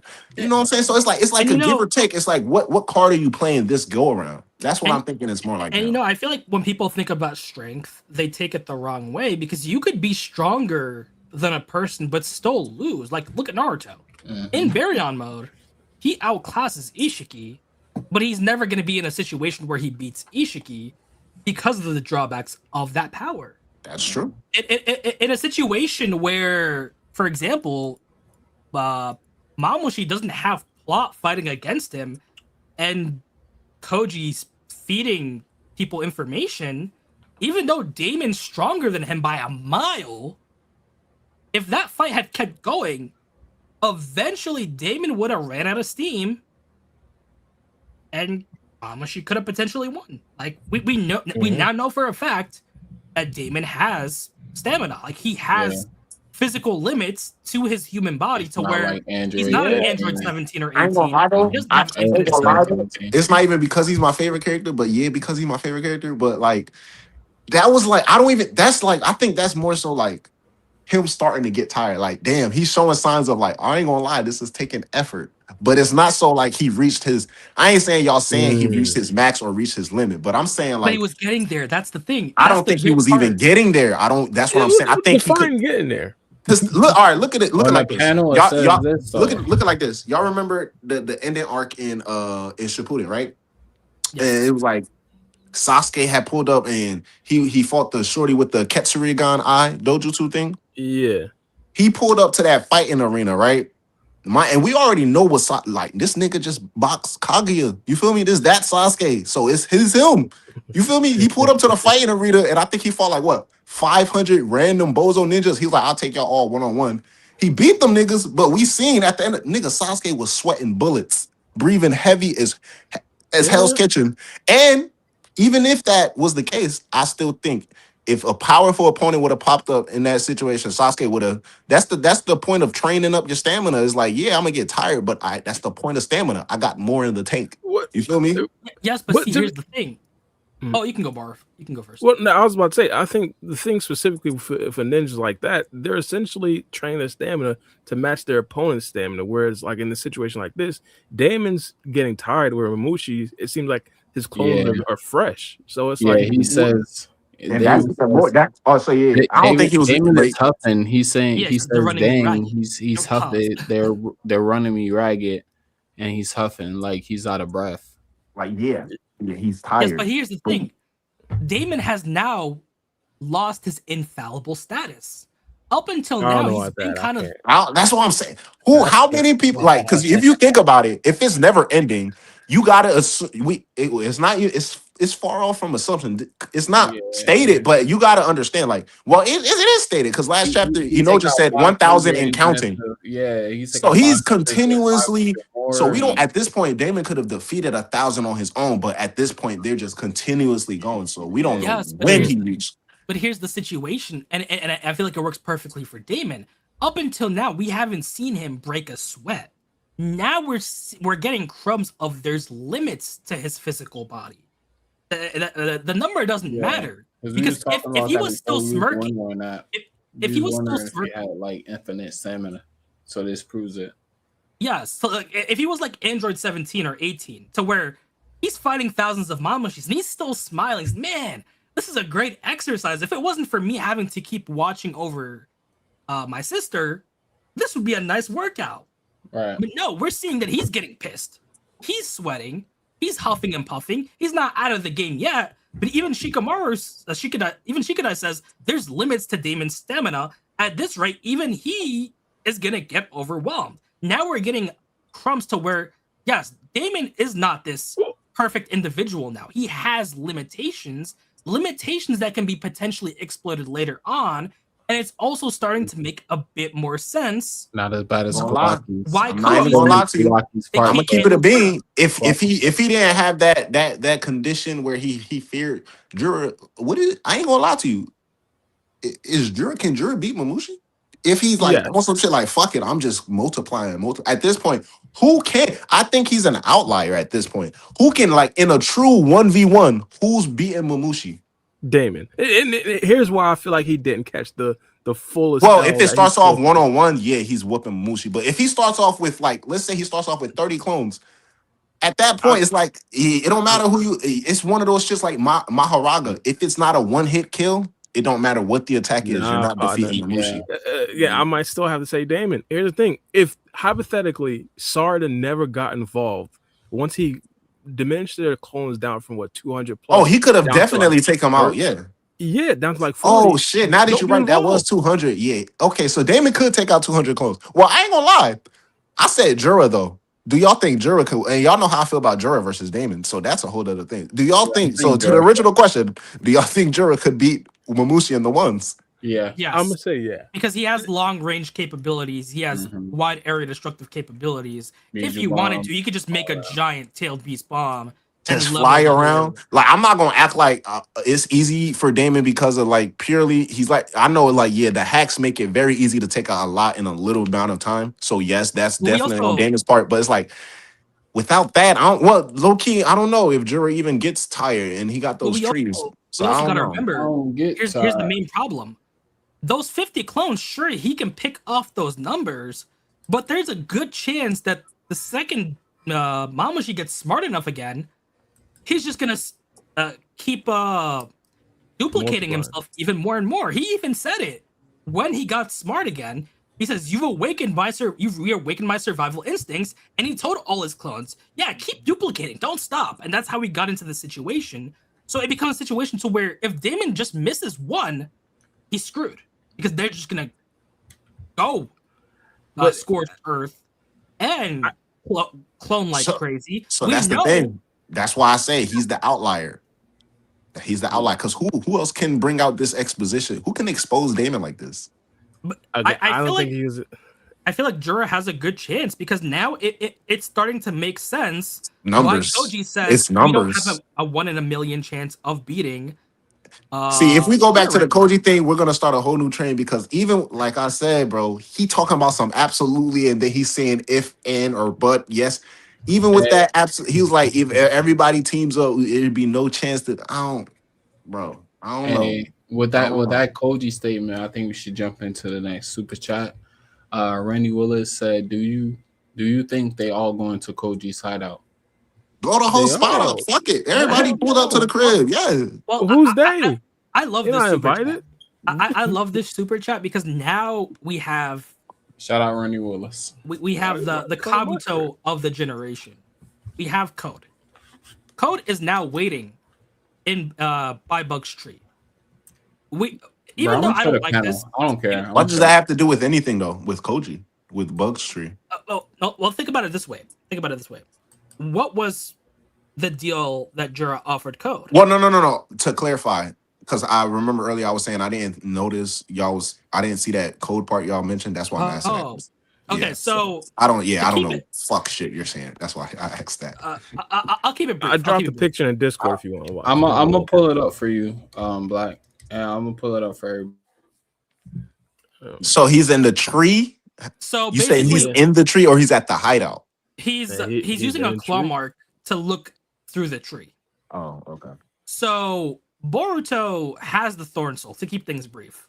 Even though me personally, I don't see a reason in resurrecting Bug. I would say destroy the Thorn Soul or just hell, give it to Kawaki to store. They make it seem like Boruto. Oh, Boruto's trying to revive Bug. Yeah, they make it seem like he's gonna go there, revive Bug. Right now, Code is waiting. How the fuck? Hold on. I'm sorry now, because like this is new information, so I got. How the fuck does he know about Bug? Boruto. Why wouldn't he? Because he saw Bug that one time. Yeah, he saw Bug. Yeah, he saw Bug's tree. But Mamushi the first person to really push Boruto. Go ahead, continue. So we can make the assumption that Code's just been watching. He's been watching the village, which makes it seem like he knows Boruto is coming. Yeah. We know at this point in time, unless something's changed, Boruto's a whole lot stronger than when he fought Code. And we all know how that last battle happened. So Code has to do something differently. His original deal, so Code is trying to backdoor Boruto. Yeah. So we know his original deal with her was go find Boruto and his collaborator, which is Koji. All it would take, to be honest, is when Boruto's going to put that Thorn Soul in, is Code having a tiny claw mark, is him just saying yoink, taking that Thorn Soul. Do they go over the time frame of when it takes for the Thorn Soul to rot? Or is Boruto just nonsense now? He seems to imply that if you're not a shinobi, it rots quicker. Thorn Soul rots quicker. I guess it's a chakra situation to where now it's just there and you probably can't sustain it without. I'm not trying to be that guy, but like I'm just seeing bullshit. So what the fuck was Jura talking about then? Because we know Sasuke's been about that. He's like, oh, Hidari's Thorn Soul is about to rot quickly. I gotta hurry up and leave the village. I mean, we could say that's because Sasuke's just been in there for like 2 years, or just him just not knowing how fast it'll rot. Because we gotta remember, Boruto might have this information, but Jura at that point in time was still a newborn being. So he probably doesn't know like the full kinks to everything. That's why he asked Hidari if you're still Hidari. Is that remember everything? Is that a scene transition or are Boruto and Kawaki in the dimension? No, that's just the transition. Okay, so this is before Boruto gets there. In my mind, why would you care about Bug? Just like destroy the Thorn Soul, you're good. But Boruto or give it to somebody who needs it. Yeah. Kawaki. Yeah. So low key, Code needs to plan things differently. He knows it. He knows it himself. He can't just like fight Boruto. For all we know, he could backdoor that Thorn Soul. The second Boruto tries to place it on the tree, he could just open a claw mark. Yoink! Hell, Ikamoto didn't show us what happens when a divine tree eats their target. For all we know, he could do the opposite. What happens if a human eats a Thorn Soul? Maybe Code could do it. Maybe Code could go back to Jura and bring back Mamushi and we start everything from square one. Or he could even bring Bug back himself. But we know that he might want to try to find who Koji is. So this might be the pivot point of Code being sneaky, of Code getting that Thorn Soul, antagonizing Boruto a bit, and probably reshuffling the deck in his favor, maybe even trying to figure out who's his collaborator, force Koji's hand into either revealing himself or revealing his location, because right now, Koji's operating blind to an extent, because the future is still changing. He hasn't gotten an update yet. So I really want to see what Code does, because right now he can't operate based purely on strength. He has to be smart about it. But at this point, though, he's had to have seen futures where Code are taking those necessary steps. Because at this point, it was already in the past where Jura gave Code a directive to figure out who Koji is, and we understand Koji had, I think, not even just one, I think at least two updates since that conversation, right? Jura had with Code. Like he's had, I think, multiple updates, but we can even just say one. Even if he only had one, he should know within some of those futures, Code is on a mission to figure out where he's at, or who he is. He probably does. It's just there's enough gray area to where you can say he's only been able to act on it now. Because if he knows that if Koji knows that Code's lying in wait, he would have to warn Boruto. Right. So, but also, also at this point, Ada should be involved again now, right? She should be able to like essentially tell everybody that Code. Did you go out? Is back act? Did I? I can hear you, Bara. Oh, Black, can you hear Bara? Oh no, I can't hear. Oh shit. Oh damn. Maybe I'll probably. Oh, he left. I was on try to leave. The Ada situation does work, but we've got to remember it only works if Ada is purposely looking into Bug. So you would have to ask her to look into Ten Tails Dimension, to look into Bug's tree, or even to try and find out what Code's been doing. So unless she's asked, we wouldn't really know 100%. But this just plays back to Amado being a freak, because now we know Koji has cameras in his eyes. So why doesn't Code have them? And if he does, what is Amado planning? So that's a whole different topic. But also, what? Nah. I was gonna. It's something that you said that reminded me about the Amado. But go ahead. I don't want to change the topic that much. Go ahead. No, I see what you. Well, also, I was wondering, would Boruto be the person to actually try to revive Bug? Since we understand that Juro would probably mobilize if Boruto makes himself like visible. And see, that's why I hate this, because why save Bug? But the last panel they tell us verbatim, Boruto plans to revert Bug back from his tree form, but whose mysterious eye lies in wait? So they basically tell us that Boruto's going there.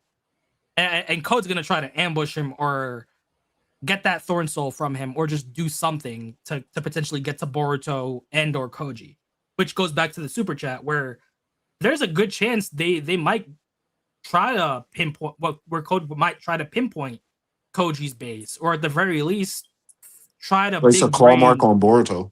Yeah, something like that.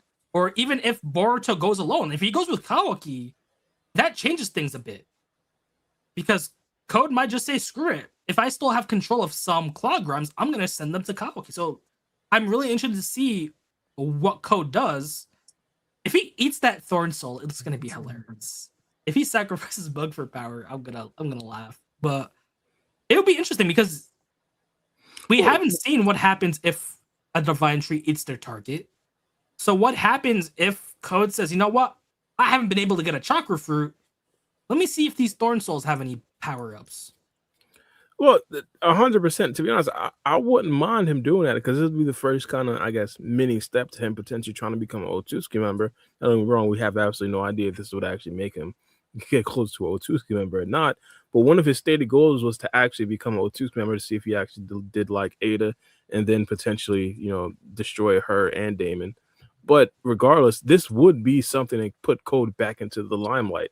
I like it regardless. One of the things that I think we all understand right now is that he's not going to be able to defeat Boruto or Kawaki or Daemon or etc. Probably not even Delta at this point if she got stronger. But the best thing he could probably try to do is create some sort of thing to give him plot relevancy. And I think potentially eating one of the Thorn Soul bulbs could easily be that. Imagine if he gains the power of a Shinju on top of essentially what he already has. That would be crazy. And Code has to learn from his mistakes. He's fought Boruto, he lost. He fought Sasuke, he got humbled. He tried to get Jura to heal, he lost an arm. So he has to play things differently. There's a reason why he hasn't been active. We don't know what he's been doing. It's been a few weeks in World. So he's been specifically planning things, lying in wait. He's even told Jura that, no, you might be laughing now, but I'll be the last one laughing at this point. So it makes me wonder, will Ikamoto go the route of Code potentially getting a mini win, like what you said, potentially getting a Shinjutsu or just a Shinju power up by the Thorn Soul, or just getting it to where he now has control of that Thorn Soul and it's a mini win, or will he go kind of like the Kawaki situation, where so far Kawaki has had growths, but his end goals keep failing, whether that be overheating or that be him not having enough power. I wonder how he will go with Code, especially because he's the one who's kept Code alive. We know Kishimoto wanted Code dead. We know Ikamoto advocated for Code to live. So I wonder what his big payoff for Code will be, because it feels like now he has to get a win. Now that you've brought him into the story, now that you've broken his like kind of Kabuto situation where Kabuto was like in the background for the most part, where he'd pop in here and there, but he kind of took a back seat. Now that Code's kind of taking that front seat again, what has changed about him? I don't think it's going to be power, but it has to be something that gives him leverage over Boruto now. And I hope it's something that he's able to succeed with to an extent where it doesn't hurt the main cast too much, but it reminds us that Code is there. Code is serious. He's learned from his mistakes, and he's now kind of a major player you have to look out for. I will say this, as a betting man, I don't think it's a bad bet to place your stocks and investments in Code. Yet at the same time, I am not a believer. Yeah, I'm not. He's gonna have to make me believe, because I want all of this shit to happen, but I'm thinking about everything that's already happened, and I'm just like, yeah, if it happens, let it be well. It's like he has to make me believe. He has to make me believe at this point. Because as much as I love facts, because I don't see it. Yeah, because as much as I love Boruto, I do not want to see Boruto stepping on Code again, because like we've been there, we've done that.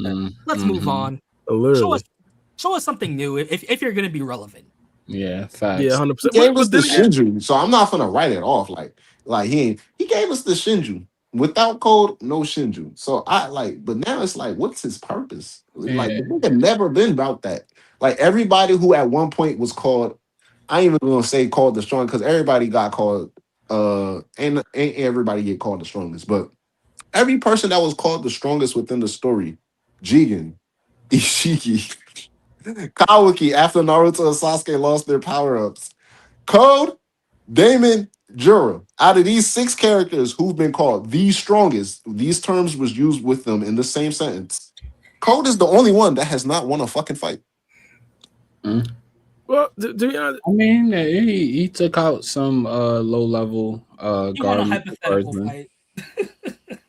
Yeah. Jigen, Ishiki, Naruto, Sasuke. Need I say more? You know what I'm saying? Kawaki, whooping on Code, and then, you know what I'm saying, fought toe-to-toe with Momoshiki, mind you. And I don't even like the man, but you hear the gas, right? We move on. Jura, what the fuck he did to Boruto and Kawaki should be illegal, right? What? We understand that. And Daemon. What is Code like? We don't got nothing under his belt, but he was also called the strongest at one point. Well, let me ask you a question. Just power scale and just see how strong you guys think he is. Hypothetically, a healthy Sarada with her Ohirume, does he beat Sarada? No. In a daydream, maybe. In a genjutsu, maybe. Are you guys serious? I mean, think about it this way. Can we agree that Ryu's kind of a better Code? Yeah, well, where he has access to the claw mark. Life. Even before you say that, Ryzen, just take out Sarada from that situation. Place any other ninja, any other character from the story. Ryu wins 99.99% of the time. Like, that's how broken he is. The reason why I bring up Ryu is because he tried that claw mark situation of trying to leave. He wasn't able to do it. He couldn't withstand the gravity. I would have to assume that Code is in a similar situation to where he just gets popped like a balloon because of that gravity, because of a full power Ohirume. It's just that crazy to where he doesn't even have the karma to where we could argue, oh, maybe he can absorb Ohirume. So I think he just gets popped, especially with him not knowing that jutsu. Because I'm going under the assumption that it would be something he just doesn't know about, and he's facing it for the first time. He just gets popped. I'm not gonna lie. I'm in a situation right now when it comes to Sarada. Just be careful what you wish for. I was like Ikimoto, I really, really want you to give her such an OP broken Mangekyo. He gave it to her, and now it's like we gotta do the with Ohirume debate because I already know within a lot of people's back of their mind, you take away that, then they were like, well, is she really even that? I want to see Sarada beat the brakes off of somebody in the future. Like, I don't want to see no black holes. I love the jutsu, but fuck the gravity. Pull out the Chidori. Like, before we got the Ohirume, she was dodging point blank face ranges Chidoris and counteracting within a millisecond her Chidori of her own. I need to see some expansions on the taijutsu because then we can start having healthier Madara versus Sarada conversations on my part. You know what I'm saying? Well, yeah, I think that's where the core arguments, is when it comes to Sarada and her, let's say, power scaling versus other characters. She reacted to a Shinju level character, someone who's potentially faster and stronger than Jigen himself. Like, I think that in itself is like a crazy feat that probably puts her above multiple characters, even a character like Code, to be honest. But So, do you we think? just need to see it more. I'm not sure. I ain't gonna lie. Right this very moment, I'm not sure my answer. Do you think Sarada without Ohirume, the Sarada that dodged Hidari, 3-Tomo, Chidori, Fire Style, all of that, Fire Phoenix Jutsu, can she whoop Code? Hell no. I'm sorry. All there is back. No, I'm not. Okay, but here's the thing. Bora, do you place that Sarada at a higher level physically to the Sasuke that fought Code? Physically? Yeah, physically? Hell yeah. We forgetting that's Sakura's daughter. Fuck yes. Yes. I'm gonna say no. I'm gonna say no. Right now, I'm gonna say no. That's simply because could I see a scenario in which Sasuke dodges Hidari? I can.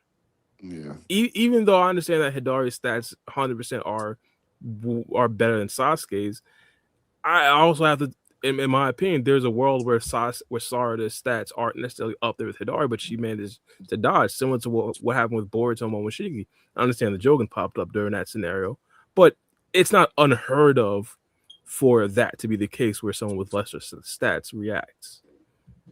But I ain't gonna lie, though, that's like in a heat of like off guard. Like we love to talk about off guard feats. Like he could even catch her off guard. This is why I say I gotta see it more. I gotta see more of it.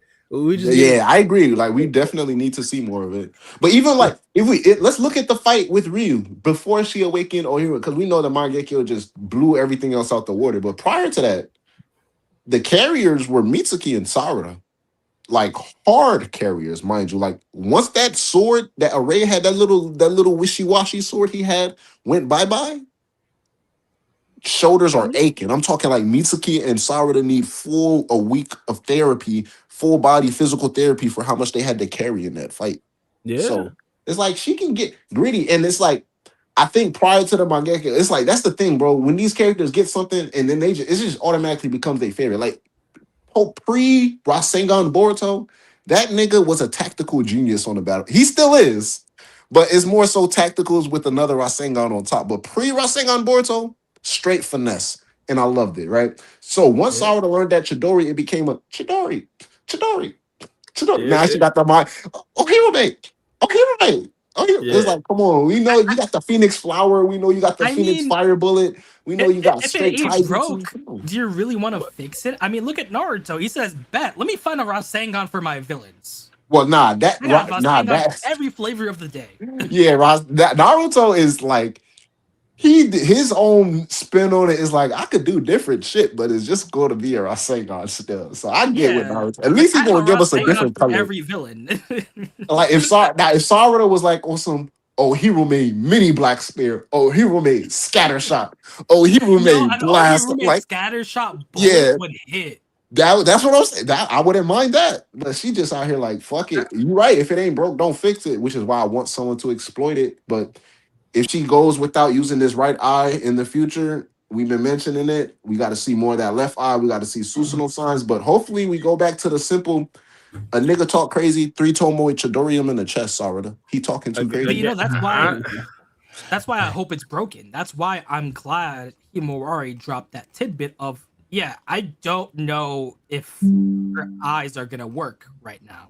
And it's Like, Yeah. also why I hope, Her even though vision, at she least. seemingly healed Inojin, I hope his eyes are still messed up, because then you run into the situation of what's stopping them from ripping out Sarada's eyes, making her a new one, and swapping them just there. So I really hope there's drawbacks to it's it. not even just the draw. It's just the execution because he's Yeah. making like we've barely seen her move a step since he awakened this. Like my type of mindset, like giving her this exact same power set, exact same jutsus. Me as a person to come in, I'm the type of person to write her in a fight where like she summons one black hole and roundhouse kicks that motherfucker straight at you, and you get absorbed into the black hole like that. Like mix it up. Don't just like I love it. Don't let me get y'all like the wrong. I love it, yeah, but like at the same time, it's like she But floats as you float, and then boom, you explode. Like but get her like let the spear swirl around her, swirl around a person, kick it. I don't know, play soccer with it or some shit. I don't know, but do something to mix it up. then again, I gotta say, be careful what you wish for. Now, I get where you guys come from. Overall, it's like she was good before she got the Ohiro man. Now, it's essentially what she's relying on. I kind of felt the same way with Kakashi. Like, well, how was he a Jonin before the Shidori? But in this specific situation, it could be a scenario where same thing with Pain. At a certain level, his almighty push didn't work as well as it did before. Like when Naruto got the five tails transformation with the nine tails, like it stopped working as effective.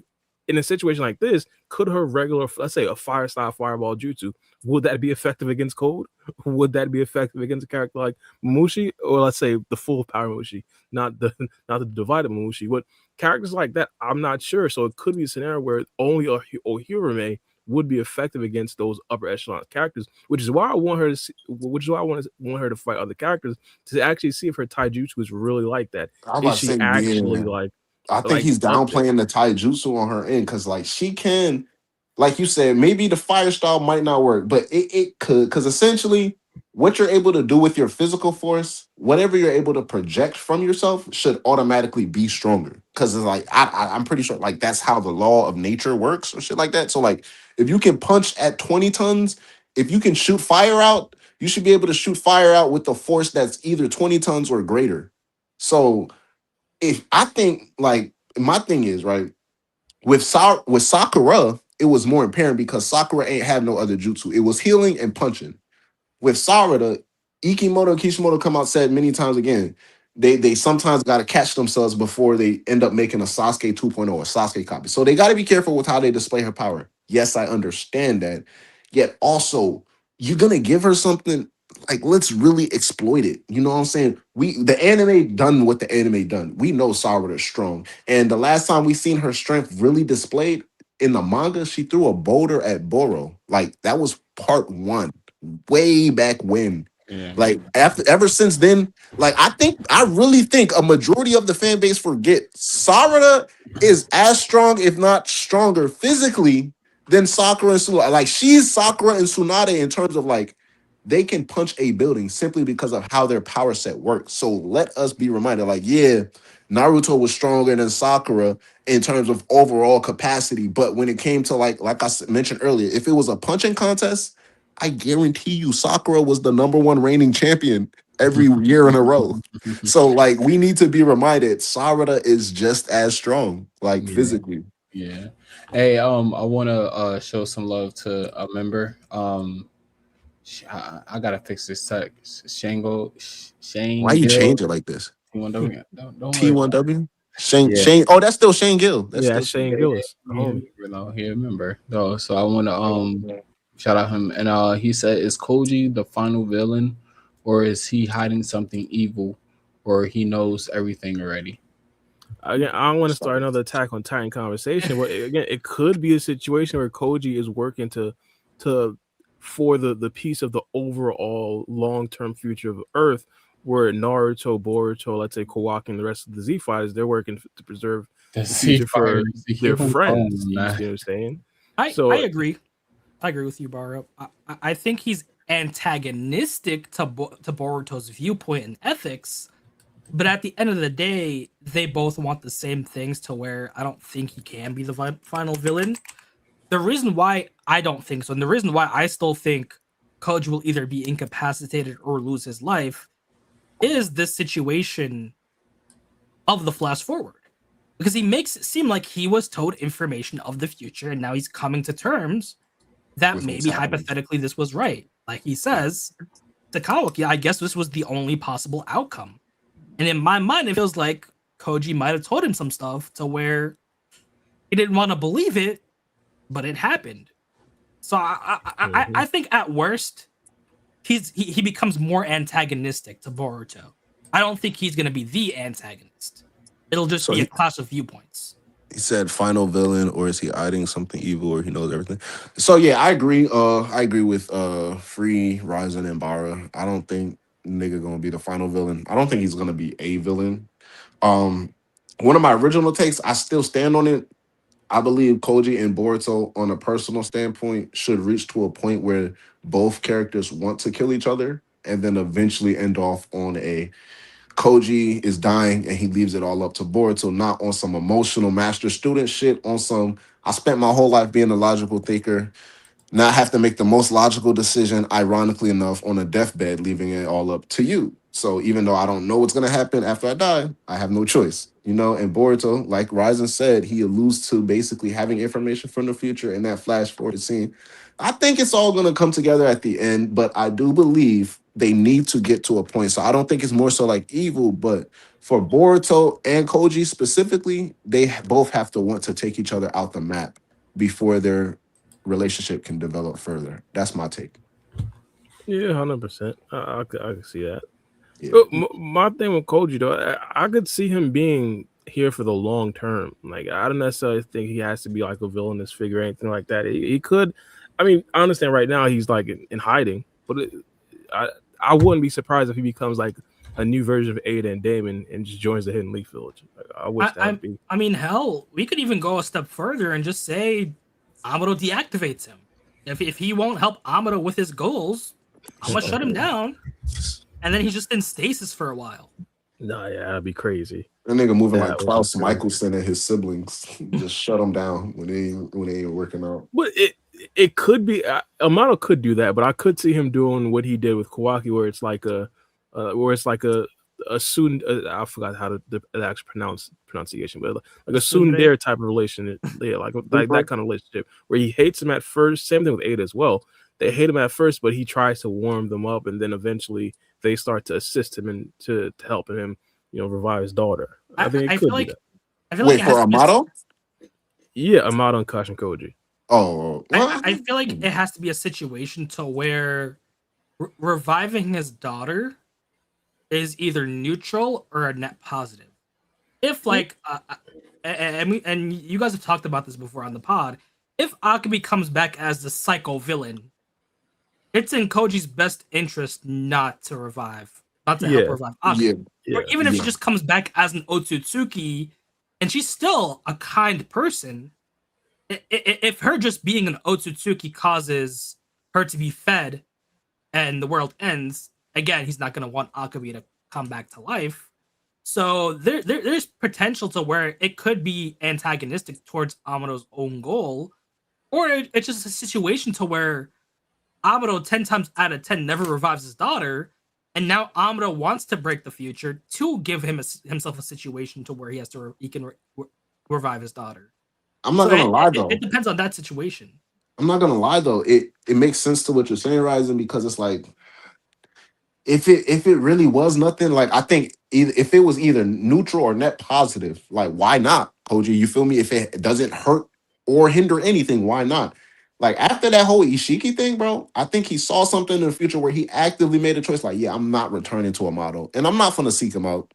The only person I'm gonna seek out is Boruto. Like, 100%. there has to be a reason why he's like, yeah, I ain't even gonna let Amado know. Exactly, especially if he knows that there's a shutdown code. If he knows Amado could potentially get in the way of their goals, why not placate him? That means there has to be a trade-off. And part of that trade-off could mean Kawaki snapping. If she comes back as an Otsutsuki, it could make things worse. when she So comes back as the Queen Otsutsuki. exactly. So I feel like we'll learn about this a bit more in the next chapter too, because I feel like we're gonna have some Amado time to where he needs to revamp his plans. He's kind of been sitting on the sidelines. He's kind of being Kawaki's pawn because he's kind of at a dead end. He doesn't know what to do. He has no real way to revive Akabi other than to listen to Kawaki's whims. This new knowledge now presents itself in a way to where now he could potentially try to use Koji to get Kawaki to place that karma. If he tries to gaslight Kawaki, like, hey, we're not gonna play this game anymore. I have this info about this dude Koji. You know, you remember him. He's been helping Boruto and giving him information about the future. I will tell you where Koji is hypothetically to help you with Naruto, but I'm gonna need you to place this karma mark right now with Akabi. No more games. Fulfill your end of the deal. So it feels like, how will he gaslight the people around him? Because right now, none of his cyborgs obey him. Delta's not gonna go manhunt Koji. Kawaki's not gonna go manhunt Koji unless it's a net positive to his own goals. And unless he can get someone strong enough to play ball with him, he's kind of screwed. So Yeah, it might be a gaslight situation with just Kawaki, or even the village. Yeah, 100%. Like I said, my thing, I guess one of the big things is Amado might not even need Kashin Koji for Akibi. Again, he never even really knew he existed before this chapter. So like, it could be a scenario where he actually does get what he wants, essentially Akibi's revival, before the Koji thing even really becomes a factor. Because at this particular point, like, I know some people might disagree. I've been saying this from the beginning. I think Kawaki is, well, let's say Kawaki and Boruto, I think they are strong enough to potentially take down Jura. They just have to figure out a way to get past the wood style. Now that we're past Mamushi, I understand that code might potentially be a problem, but I don't think that's going to be the case. I think Hidara and Sarada matches up damn near perfectly after she figures out how to fix her Mangekyo Sharingan. I think that's why code's essentially there, add a little bit more buffer.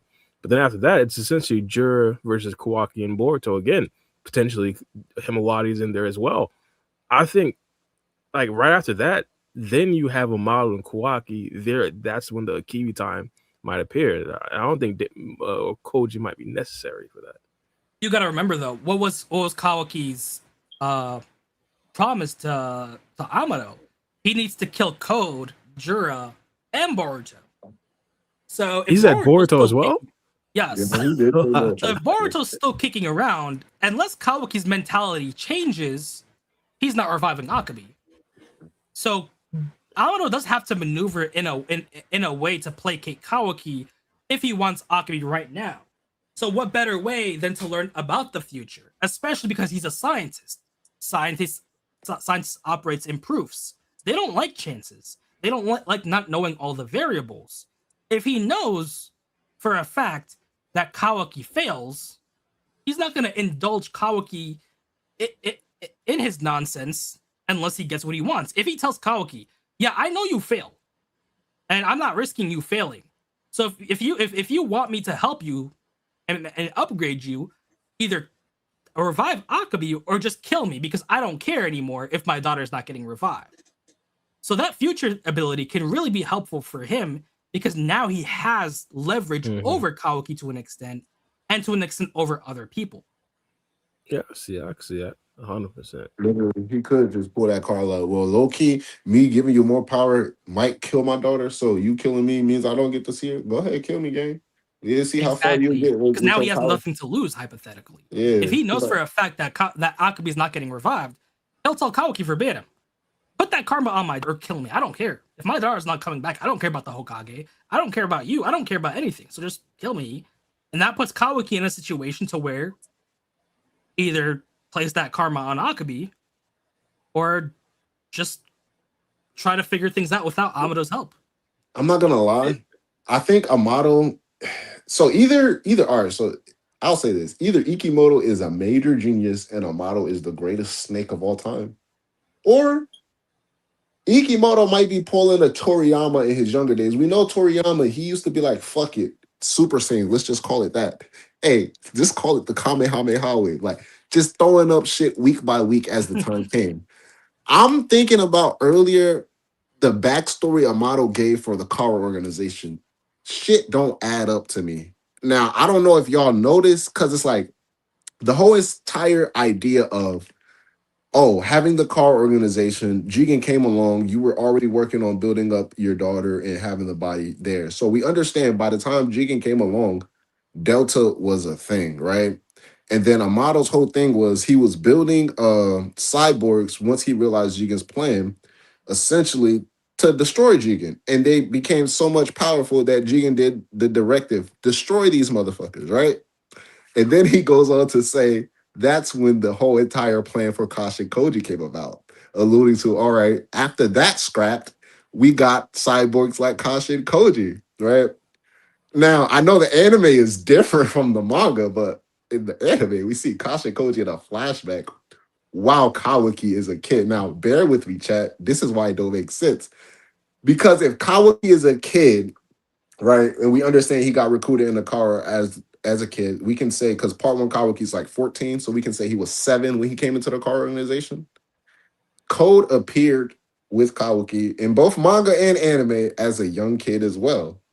And at that point, they both undergone the karma thing, but Code was mad because he failed and Kawaki didn't. And Kawaki noticed how much stronger Code was. It was an anomaly. He was a freak. The visual indicators tells me that Code didn't have his Shinjutsu at the time because there was no claw marks on his face. Yet Amado tells us amongst the cyborgs that were ordered to be destroyed by Jigen because prior to Kashin Koji, this was the plan to build these Shibai enhanced cyborgs. They were ordered to be destroyed except for Code. So not only did Code not exactly know who Ada was, which would be weird if you were ordered to be destroyed alongside her, but we see a young Code who actually grows along Kawaki because he was younger at the time. So did he get those Shibai cells enhancement before or after? 1, was Ada and Daemon destroyed before or after? 2 and 3, why the fuck did Daemon not age? Either they were abducted at that and their enhancements made them stop aging, or he had Daemon at 2 and Ada at 10 and enhanced them, which wouldn't make fucking sense because Bug admitted, well, not Bug, Daemon admitted he knocked out Bug's teeth in the past. So, like, y'all get where I'm going at with this? Like, the timeline doesn't add up with Amado's story because it's like, well, if the cyborgs were ordered to get scrapped by Jigen, was that before Kawaki or after? If it was after Kawaki, that means this was happening throughout Boruto's story. But if it's before, why is Daemon younger than Kawaki? And why did Code age and not Daemon or Ada? Because Ada came into the story at 16. And we know Kawaki came into the Kara organization at least 7 years prior. I feel like there's enough gray area. They locked them up, right? Yeah, I feel like there's enough gray area to where they could have been kept separate, especially because, karma users and stuff. I don't think they were modified early on because, like you said, it would be a difference of years. Like 10-year-old Ada getting sealed, she comes out a 16-year-old. Yeah. I don't think that works. I think it would have had to been a relatively recent situation. We know Boruto. So then they saw an Amado because he said at first that was his plan, meaning this is what he originally worked on when he started teaming up with Jigen, and then he moved on to Kashin Koji. So is he simply lying, or is this like I ain't gonna lie, I was thinking about this so much, bro. I was like, shout out Walkie Talkie Podcast, but I was like, are they right? Does this shit actually make no sense? I'm like, they might be right. We could also talk about that this was Kodachi's writing. We don't know how Kodachi was planning everything and how many notes he had that carried over to Ikamoto. But that's the thing though. Daemon and Ada are Ikimoto's characters. And this is like post Ishii, like, so this is post Kodachi getting fired. So this is all the information. Like, this is the new lore we're getting. We're getting the backstory with Amado. We're getting the revelation. Oh, he created several cyborgs that greatly surpassed them, not just Code.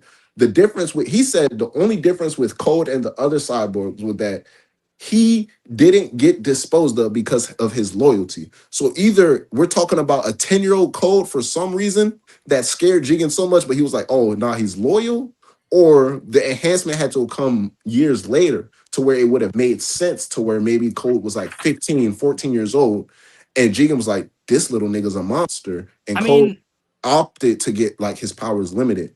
It's like the time frame don't, because if Cole got his limiters placed on him because he was too strong and because it was either that or get disposed of with the other cyborgs, but Code was also there with Kawaki when they got the karma. You know what I mean?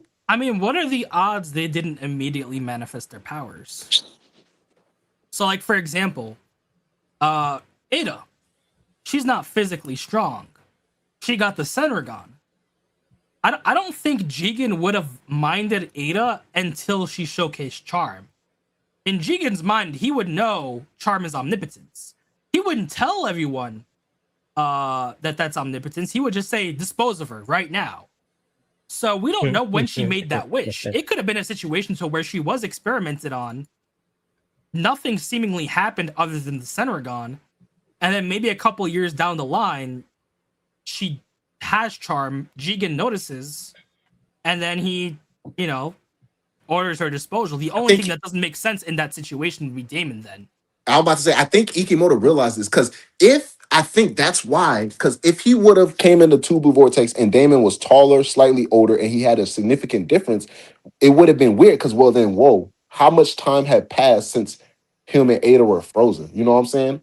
And why is he just now growing? So that's my whole thing. Because at first I was like, oh shit, the cyborgs that got Shibai cells don't age, because you got Koji, you got Ada, Daemon. So I'm like, maybe they just don't age. But then I was like, wait, Code was a kid with Kawaki and he aged and he got Shibai cells as well. So I do believe Kawaki was one. He was not in the Shibai cell lab with the other cyborgs who got those Shibai cells, because why would you want your vessel to have the cells of another Otsutsuki? So it starts to line up to where he had to have had the karma thing first and that reaction go off and then the Shibai cells, because prior to that, he would have had the same approach as Kawaki, where it's like, that's your vessel. So I'm not going to do anything crazy to my vessel. Well, so I think Kawaki and Code, well, obviously Kawaki was the last kid. It had to have been either one of the two. Kawaki, once he came on, then he got added to the experiment, and him and Code were some of the last few kids to be experimented on and the ones to survive. Post that happening, Kawaki was Jigen realized Kawaki was special, and we see it in endless stories. The special kid is always treated differently. My Hero Academia with the Endeavor family, he probably separated him from the other cyborgs, and at that point, maybe Code got the enhancements. Maybe then they were getting orders. Maybe he was like, Ada, Daemon, you're too strong. Get out of here. Because if not, it doesn't line up. But go ahead, Bar. But Code was also too strong. Never mind the karma seal or even like, let's say, the Shinjutsu. Like, he was, in terms of like being faster and stronger, like he was better than Jigen. So like in a way, like hypothetically, if Kawaki was that strong, like it's a no-brainer. You have to get rid of him. But that's the thing, because in the flashback, in the chapter, in the manga and in the anime, we see them post getting karma. Code is pissed off at Kawaki because at this point Kawaki was just chosen. So we can even say it hasn't even been longer than a week than both of them have their karmas. So Kawaki was like, bro, he's getting choked out by a kid Code, and he's like, bro, why is he so strong? You're right, Bar. He was extremely strong, but I think it was that outlier. Now, I'm calling out Amado on the shit he's saying, yes, but also Amado did say, like, Code's body had an abnormal reaction to the karma. He got extraordinarily stronger for no reason. So I think maybe that was it. But even with that, even if I make that make sense, it's like, well, then where do the Shibai cells come into play? And why give it to a nigga who got freakishly strong after a failed karma?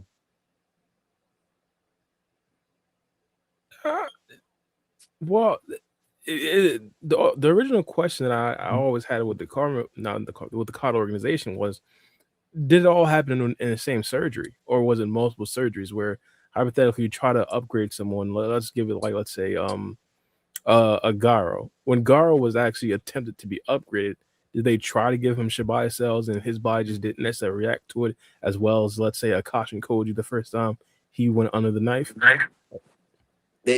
I wouldn't find it far fetched to believe, because Kashin Koji, remember when he first broke down the Shinjutsu stuff to Boruto, he was like, all of the Kara inners had Shibai cells placed it in them, and it was two steps. One, you had your body had to accept the cells, but after that, and you gained that basic strength and amp, it had to have been where a matter of luck you awaken one of Shibai's ability. So in cases of Delta, Boro, and Koji at the time, they didn't awaken ability, but their bodies accepted the Shibai cell. So I think these are like different procedures that are ongoing, because all right, so we can say at the flashback with Kawaki and Code that Code simply already had the Shibai cells enhancement, but the abilities just didn't manifest because he doesn't have the claw marks on his head. Okay, I can see that, but I wouldn't necessarily say that it's confirmed though that he didn't necessarily have the Shibai cells, and also it could just be the fact that he didn't necessarily awaken them at that particular time. Yeah, that's what I'm saying. It could be a situation where maybe he didn't awaken it, so that means he did have the Shibai cells at the time when he got the Karma implant. Yeah, So would that allude to Cow? It's like it's either Amado is really on some BS and we let it slide for too long, or Ikimoto. I feel like the problem with that time frame is you have Bug who's able to corroborate what happened. But Bug In terms of itself, like with Daemon, right? Yeah, in terms of like the ceiling and him interacting with Daemon and Ada. So it obviously says that he interacted with the Daemon that we see, like that Daemon, right? So it's like, how old was Daemon? It had to have been within that same year, or Daemon simply doesn't age because of whatever enhancements Amado did to him. So then that goes into like, Daemon isn't really like we were assuming right now in the time skip he's 12 because he would have been 9 in part 1. He's not actually 9. He's question mark years old. He just doesn't age. We have to imply that he's at the very least younger than Ada. So at the time in part 1 he would have to be younger than 16. Yeah. Nah, I think he's T.I.'s son age. He wears a onesie and he just was caught in a Pikachu onesie, so they had to be around the same age. what about Himawari? Is That's the she thing. younger? They are the same age. That's why it don't make, because that means he came into Kara when he was 2 years old and he knocked out Bug's teeth as a 2-year-old.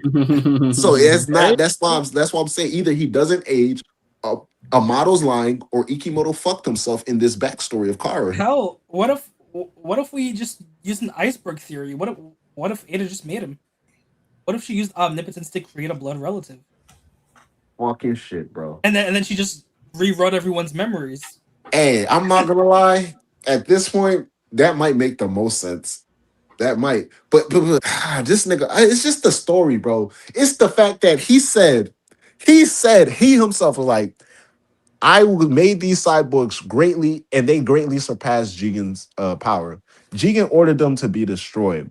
That's how I came about Kashin Koji. So first of all, Koji shouldn't even be aware of these niggas, but he is. And we know that Boro was aware because he was tasked with destroying the cyborgs.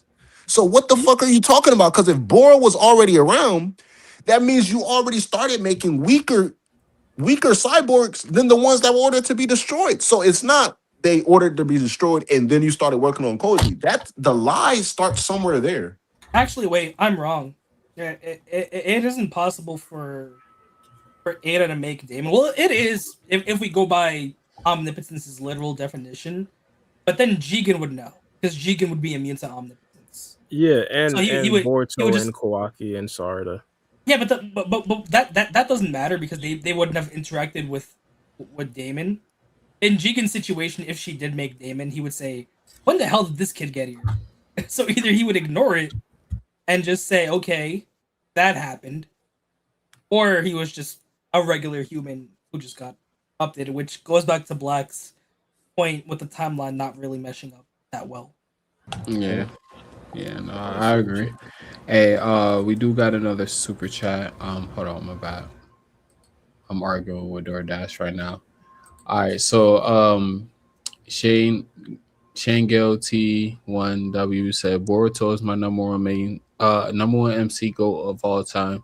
Do you think Boruto will unlock a new power in the future? 100%. And he has Undoubtedly. powers that he hasn't fully showcased yet. Like we could even talk about like Karma V2. He hasn't activated Yeah. that. He Or hasn't even Jogan. activated the Karma version with the modified tattoo marks. Cool. And then there's good old Jogan, which is still missing in action. Also, a form that a lot of people haven't necessarily been talking about, because he's an Otsutsu member, we have to wonder, does he have that dark form that Urashiki and Momoshiki showcase? Shit, he gonna have to eat something because Urashiki ate his eyes and Momoshiki ate Kenshiki. Eat Kawaki. Yo, break 2 stones. Pause. Hey, he'll pause. fuck around, eat the thorn soul bowl. Koji gonna try to snatch it, Imagine. and Boruto gonna react like, "Oh shit!" Imagine, like I wouldn't mind that. That would be an elite new form. That's funny. Yeah, but the only thing that we can hope for is the Jogan actually gets revealed, and that'll be his power up. And then just Yeah, whenever 100%. he masters the Karma. Well, technically, Yeah.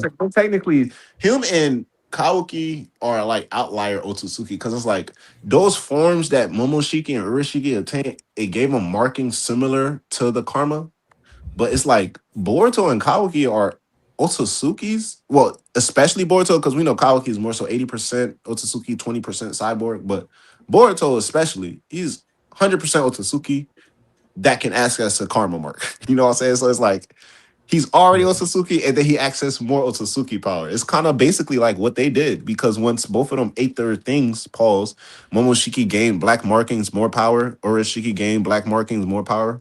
Boruto, the base karma before it turns blue, black markings, more power. So, hey, it lines up. Yeah, 100%. Oh, another question I didn't have slightly. Do we think that his Karma Seal will change designs like Jigen's? I mean, I already changed designs in some type of way when Momoshiki revived him. He has a one on his chest. I mean, I don't know if you want to count that as a Karma Seal, but I mean, we got that. But I don't think so. I'm about to say, yeah, now that's just like kind of a part of his. I chest, mean, you know? Yeah.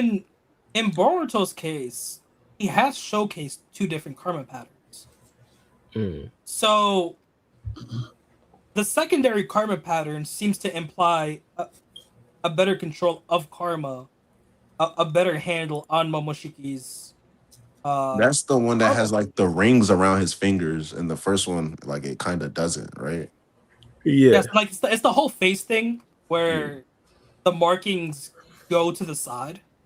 Yeah, and that too. In the same, so in the form where the markers go to the side, that's when he gained. Because like at first, when Boruto and Kawaki used to activate Karma, they never gained those rings around their fingers. Like Jigen was the first person we saw, and then Code second who gained rings. But then towards the end of part 1, and then once we got the TBV, then we started seeing the rings around Boruto and Kawaki. Yeah, 100%. And then we also have to take into account, will he be learning divine arts?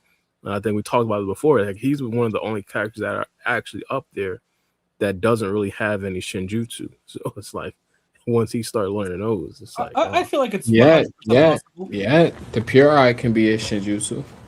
it could, but then again, once he gets control of that, like that's a completely different power up. I mean, Right here it is. technically the Karma Seal. So I mean, that is technically, if we want to be literal. That is here's the secondary Karma pattern that he hasn't showcased yet. Are you sharing your screen? Yeah, I'm sharing my screen. I'm sure right now, my bad. Oh yeah. Yeah.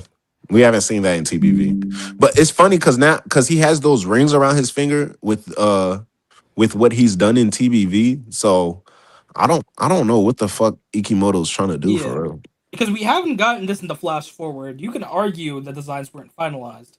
But now we're in a situation where Momoshiki gave him supposedly full access to the karma. Do you think they're taking over that? Because when the anime got to this part when Boruto should have looked like this, remember they changed it. Yeah, And they they just did. gave him the rings and the regular. And low key TBV just copied that design. So do you think that TBV just went with the anime and is like, yeah, fuck that extra line? See, what Nah. gets me confused and kind of wanting to say no is this is in the volume for TBV. Ah, They referenced this design. So if Ikamoto said, you know what, I'm not using this design anymore, I need everyone to forget about it. Why let would we see Kawaki yeah, with the horn? Yep, you're yeah, right too. and why let them have Boruto with this design if they weren't going to be used later on? So there has to be a reason why they're not tapping into these higher levels of power. We can argue the horn form is just still untrained and still too new, but then we need an explanation of this karma pattern because it implied this karma pattern is the better pattern before you go into the horn state, and you even get this karma pattern once you activate the horn. What volume is this?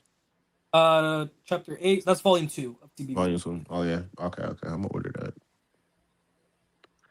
Yeah, that makes sense. So it's definitely more because like by the end of the story, I don't think he wants to go so far out there to where like Boruto and Kawaki got way different power sets than what they do right now. I think he wants to give us glimpses and let us understand, well, we know there's further they can go, but he's not gonna take us there until later on down the story. So I think Yeah, true.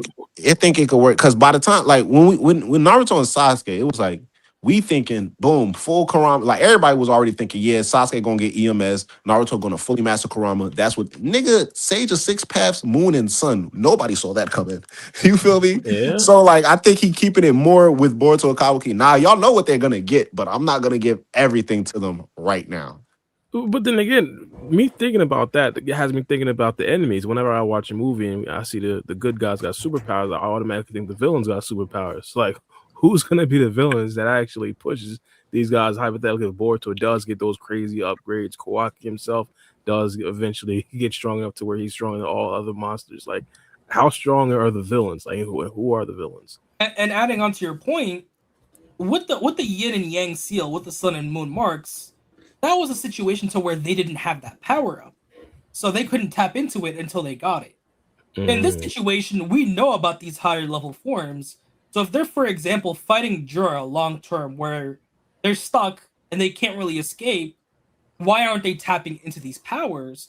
Or why haven't we gotten an explanation on why they're not tapping into these powers? Because we know they exist, they know they exist, but hypothetically, why wouldn't they use them in a fight, in a final end all be all battle? So, for example, if they fight Jura in Karma V1 and they're struggling against Jura, I feel like at that point we deserve an explanation to why they're not using these higher levels.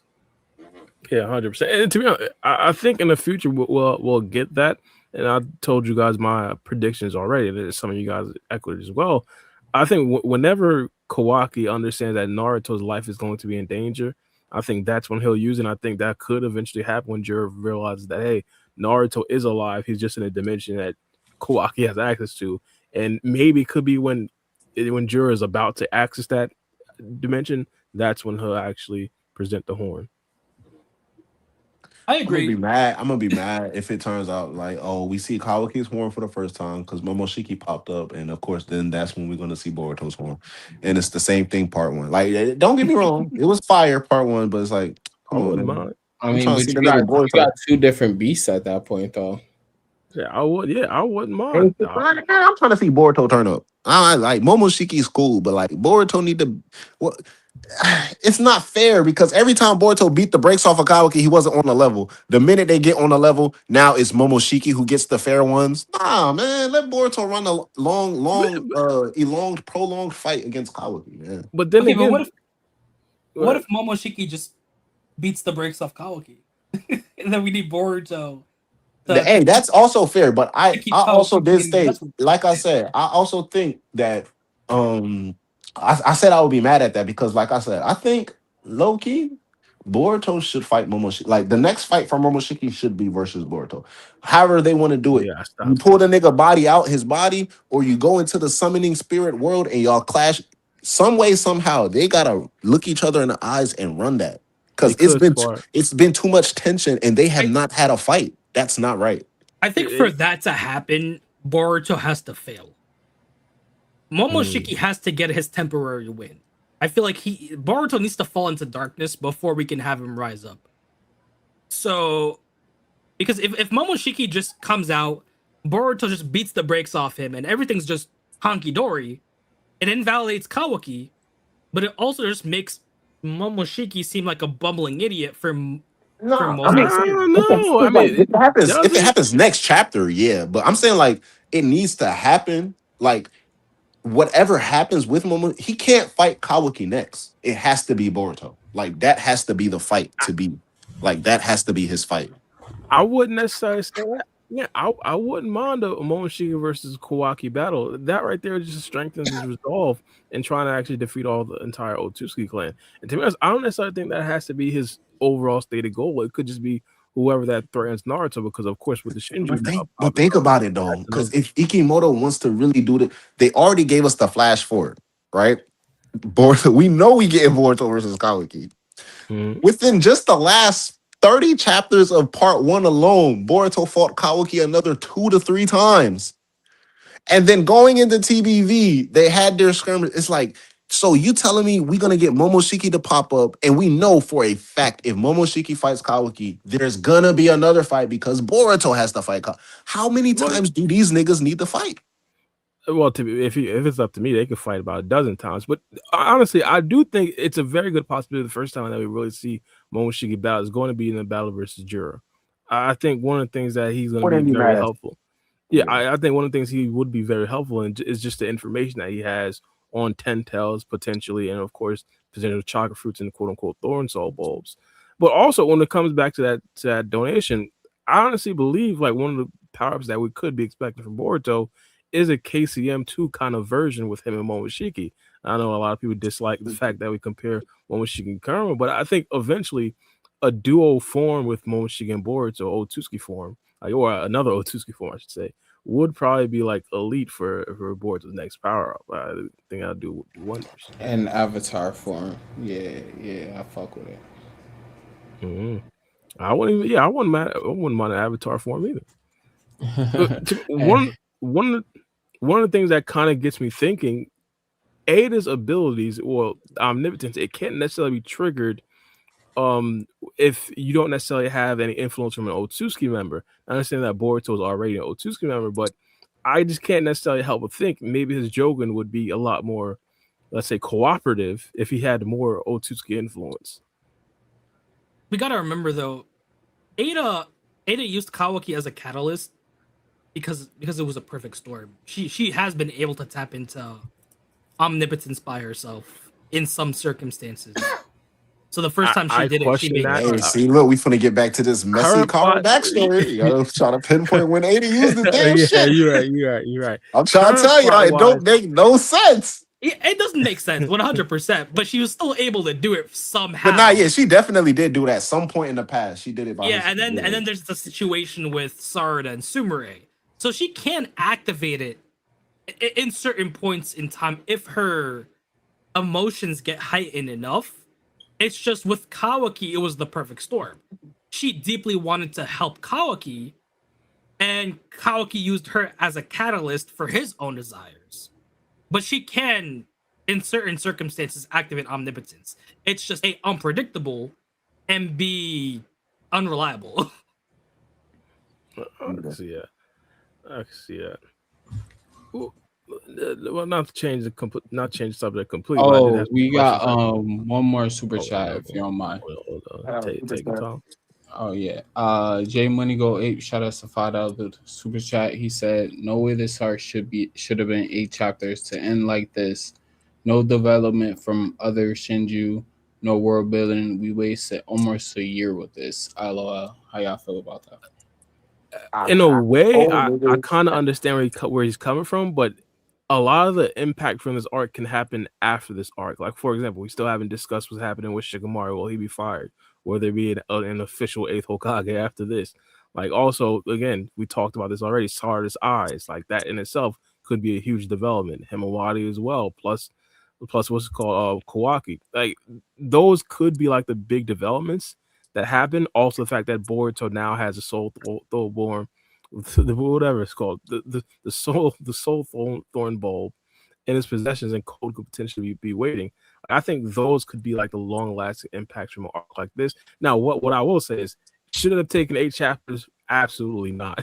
I think we even discussed it a bit earlier. Like, why didn't Koji just tell Inojin like this is what you have to do from the get go? This arc could have ended in like 2-3 chapters. So yeah, it could have not necessarily been 8 chapters. Kodachi would have probably made this arc. I mean, about he 4 did or 5 kind of like chapters. explain to him, like, if I tell you, you might have not have done it, kind of like an Infinity War or Endgame, where he said, if I tell you, then you might not do it. When Doctor Strange told Iron Man, so it could be that type of thing, because like if you're going to die or something like that, you might hesitate rather than make the sacrifice, even though Inojin eventually did that. But Kashikoji, I think, didn't want to take that chance. I ain't In a gonna lie. way. I told niggas not to expect much from Mamushi, but I agree You with did, everything you that did, you did, you did, you did, you did. I did. But I agree with everything Bara said. Like, we're gonna get a lot of the payoffs post this arc with a lot of the things that are here. But when it comes to Mamushi himself, it's like, if we really keep like what I get it. I can't blame people for thinking that way. We spent 8 chapters, 2 volumes, almost a year. Did the nigga even punch a single person? I mean, he punched himself. Like, that's Chill what I'm out. Hey, saying. Like, this is Chill like, hey, out. think about it. Think about it, hey, y'all. hey, Black. I'll be the first person to say that I was wrong. I said that Mamushi was going to be the one to beat Daemon, and obviously I was wrong. So And now we're I'll talking. tip We're, my we're hat to you. discussing. Okay. He got 0 hit. I think he got 1 hit in, and it shouldn't even count because Kawaki shut down mid Windows 10 shutdown, and then he got a hit in on. Like, he's gotten 1 hit in an 8 chapter run, mind you. He reached 1,000 clones. Like, I don't Yeah, know, Now, bro. he couldn't even hypothetical. touch Kobu. Hypothetical. How would we react if Boruto and Code both fumble, and somehow Jura is able to get that revival on his party? That'd be suck. That'll And suck we get because it's not. It's Mamushi not back. like he's not a nuisance. So if we get another fucking arc where we got to fight 500, I'm gonna be like, that's a headache because that the same thing with Inojin. That's not working again. So it's like it was suck. But at this point, Mamushi would have like. It's so hard getting praise, but getting hate at the same time, and actually deserving both. Because it's like he pushed so many characters to certain limits to where we're questioning Sarada, we're questioning Inojin, we're questioning Kawaki's current conditions, right? But at the same time, we could bring up actual facts. He did not land a single hit in 8 chapters, and he's fighting a village. And one of I them, can't take that. like, I can't believe that. I gotta go back and rewatch it or read it. bro. If you want to count, you can only count 2 hits, 3. If you really want to count, the time we actually saw him punch his own clone is 1. The second time is, and it can't even really count because we saw Inojin with Kobu, he freaked out, and then the next chapter we see Inojin and Kobu again, and all of a sudden he has scratches on his face. We didn't see him punch him, but we know he got scratches on his face. And then the third time, Kawaki, what's the name? Did the whole little thing. Now, when he first pulled up to the village, he had that little back and forth with Boruto. I'll give him that. But nah, he didn't land a single hit on nobody. Because even with that, like Boruto, he got pushed to the wall, but that was with him blocking. And then he ducked, tucked, and rolled, and then absorbed the fire style jutsu. So it's like he did not land a hit on nobody. I feel That's like, crazy. and going back to the Just super his chat. Bar blood. is about to be fumes. He's about to be filled with fumes. Bar is about to be like, no, I can't believe this. Well, going back to the super chat, I think Mamushi was more so the catalyst. I feel like the reason why it was able to drag on for 8 chapters is because it laid the seeds for that world building, and I think Bara touched upon this a bit earlier. It lays the catalyst with Shikamaru's situation, potentially a 5 Kage summit, potentially a Daimyo summit, potentially changing the political spectrum of the world. Because if Shikamaru is in trouble, you have to get Gaara in on this. Because they have that family connection. B, once you get Gar, you get the other Kage. You have to get the other Kage to now start thinking about why is he potentially colluding with Boruto. Depending on Inojin's lasting side effects of this arc, because we know he's still alive. Some people did say they thought he was dead. He is still alive. We just That's don't know the crazy. extent of his injuries. So depending on how that works, you might get disgruntled ninjas. Ino and Sai for obvious reasons, but then also the fact that he kept most of the ninjas in the dark. The few ninjas he allowed to be in the village at that time, he just told them to keep the villagers safe, evacuate them, stay away from point A and point B, and just stay away from Mamushi, because at the end of the day, he can't send manpower to where Boruto is because they will hunt down Boruto. Or So you you can say might he get was this- some like strange man and he helped me defeat the Shenju, and it was my only resolve. And they're ninjas, so they should understand. In theory, they should listen to their Hokage, but we know it's not cut and dry. He just doesn't. No, have the I'm not power. saying like he could say that Shikamaru knew nothing about it, though. Yeah, but now you have Kobu already questioning him. We have Kobu seeing him. Yeah, I was about to say, Coco saw interacting with him Boruto. stand next to Boruto on that roof. We have Sai also getting suspicious. Ino was already suspicious. She knows he talked to Boruto. She herself heard everything. So now you have all this seeds of turmoil where we potentially have too much strife in the village, and it's all caused by Mamushi. He kind of caused that boiling point, and it might even boil over to a 5 Kage summit. So I think he was more so the catalyst of these seeds, where we don't get the payoff immediately, but in the next arc or two, we're gonna see the lasting effects of that Mamushi fight. All right, comparing the arcs, how do y'all feel? This arc, I would say, because I think this is officially the third arc, because I can count the first arc as everything that happened until we start getting the Koji breakdown with Shikamaru about going to the Sand mission. So comparing this arc to the other two, how y'all think it holds up so far? Well, I I'll say mean, number 2, just because it's Yeah. the second. Kawaki participated the best of the second. This is the second Okay. top one he participated. I mean, he participated in the first one.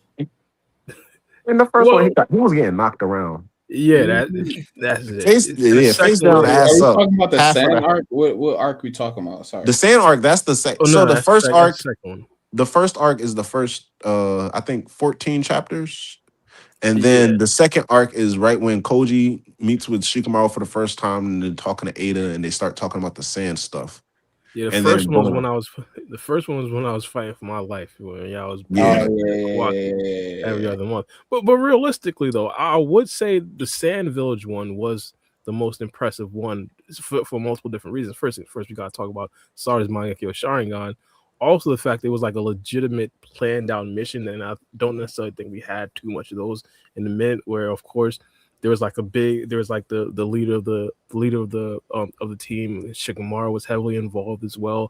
So I really like that aspect of it. Also the fact that Ryu was arguably one of my favorite Sand Ninja characters.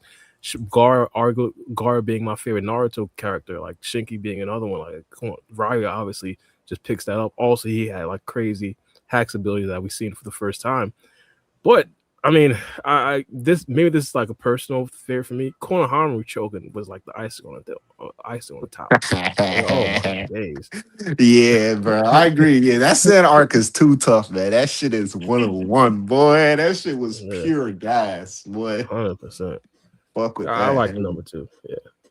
Yeah. But That's fair. if I'd put that number 1, I'd put this arc right here with Mamushi number 2. It will garnish some slander, but I do think it had a lot of great moments. And to be honest, Damn. So you think it's better than the first arc, though? yeah. Jura versus Himawari? Hold up.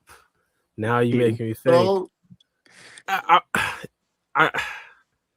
But you gotta think what will happen in this arc. This is the first time I we really want see yeah, Daemon get the active. Momoshiki stuff. Yeah, it's tough right now. Boruto's brand new sword, Momoshiki, yeah. Like You said it's 4 arcs? 3. 3? Yeah. and classifying it as 3. But in this arc, there's like a lot of great stuff that did go down, though. I mean, It's tough. I ain't gonna lie. I would say this. This arc was long, for the fact that Mamushi was the only villain for the 8 chapters, but it was also the shortest arc because it was only like 8 chapters, because the first one was like 13 and then the second one was around the same. Well, actually, the second one, 12. The first one was like 13, 14. The second one was like 12, 13, around the same. And then the transition chapter. And then once we got to Inojin pulling up to Himawari House with the honey, that started off this arc. So, and actually, now that I think about it, that's more than 8 chapters of Mamushi in the village, but like the arc itself is actually more than 8 chapters. But yeah. I like the first one, but all 3 of them, to be honest, they've been elite. No, all 3 for sure. For me, 10's definitely amazing. I was just trying to like just have a little bit of debacle because I was thinking about it. I'm like, where would I rank this arc? But I agree. At the very least, for me, the Sand Village arc is my favorite arc, hands down. Like that shit is tough. But all arcs had moments where I was like, this might be the greatest chapter ever. So I'll say that. Yeah, 100%. What do y'all think before I change the subject? I had one last question before. I mean, my favorite arc is probably gonna be this one. The third you think arc. so? Yeah. Okay. Yeah. I mean, even though Mamushi he disappointed me, I had high hopes for his character. I think it ended in a way that was like we got Inojin side characters, like you guys were saying before. He made a sacrifice. Others had to make a sacrifice. So it was a lot of characters that actually went down in this. Even though Mamushi didn't like cause any damage or kill anybody, like he was the result of a lot of main characters suffering in some type of way, like as far as physically. So even though like it didn't end with him killing anybody or him of devouring Ada or anything like that, like I was hoping to see what happens when a Shinju like devours their target. I still enjoyed it in a way. And then we had the cliffhanger with Cold in the tree with his eyes. So like it makes me excited for next chapter. So I mean I'm not disappointed with this. I'm not disappointed with this. I think it's setting up something bigger. So I'm excited to see what's coming up next. So I can't really hit on this. I would say my favorite arc is still the Sand arc currently. I would say Mamushi's top 2. I'd say 2. Just because of the crumbs it gave us and the seeds it kind of put in. But side note, now that we know Ada's potentially sticking around for a bit longer, do we think we're gonna get a Boruto conversation soonest now that she has a moment to breathe? And I've said this before on pods. Do we think if Mamushi's a done deal where he's just gone, do we think we get a situation where Jura tries to replenish his numbers at least a little bit? Whew. I've always had a question about that one person that got turned into a pack by Sarada's incompetence. So Eggy? I'm gonna mute myself. You said I'm gonna mute myself. I'm crying. I think so. There's a good chance. I wouldn't mind you it. Talking about too. That's why it's funny. Iceberg theory, and I'm only saying this on the small or the Century Ninja that he is pretty much useful. What's his name? The fat dude. What's his name? I can't remember his name. Ishii? Clown Ishii? Yeah. We get an Ishii Shinju. Bro. But like, what are the odds? And I'm saying this just because it would be funny. I don't think it's gonna happen. What are the odds we get a Code Divine Tree where he just bumbles his way into getting turned into a tree? I don't see that as being far fetched. Nah, that's bad. I wouldn't mind. One of the things that that's terrible for Code. Like that'll be like, what are we doing with the kid? Like that's fucked up. That's all I can say. That's fucked up. It's like Vegeta turned into a Majin. I'll rock with it. I don't mind it. Here's the thing. I mean, one of the things that I kind of felt right now is kind of like a letdown is like returning Bug's Thorn Soul Ball. Like I don't necessarily feel anything with that.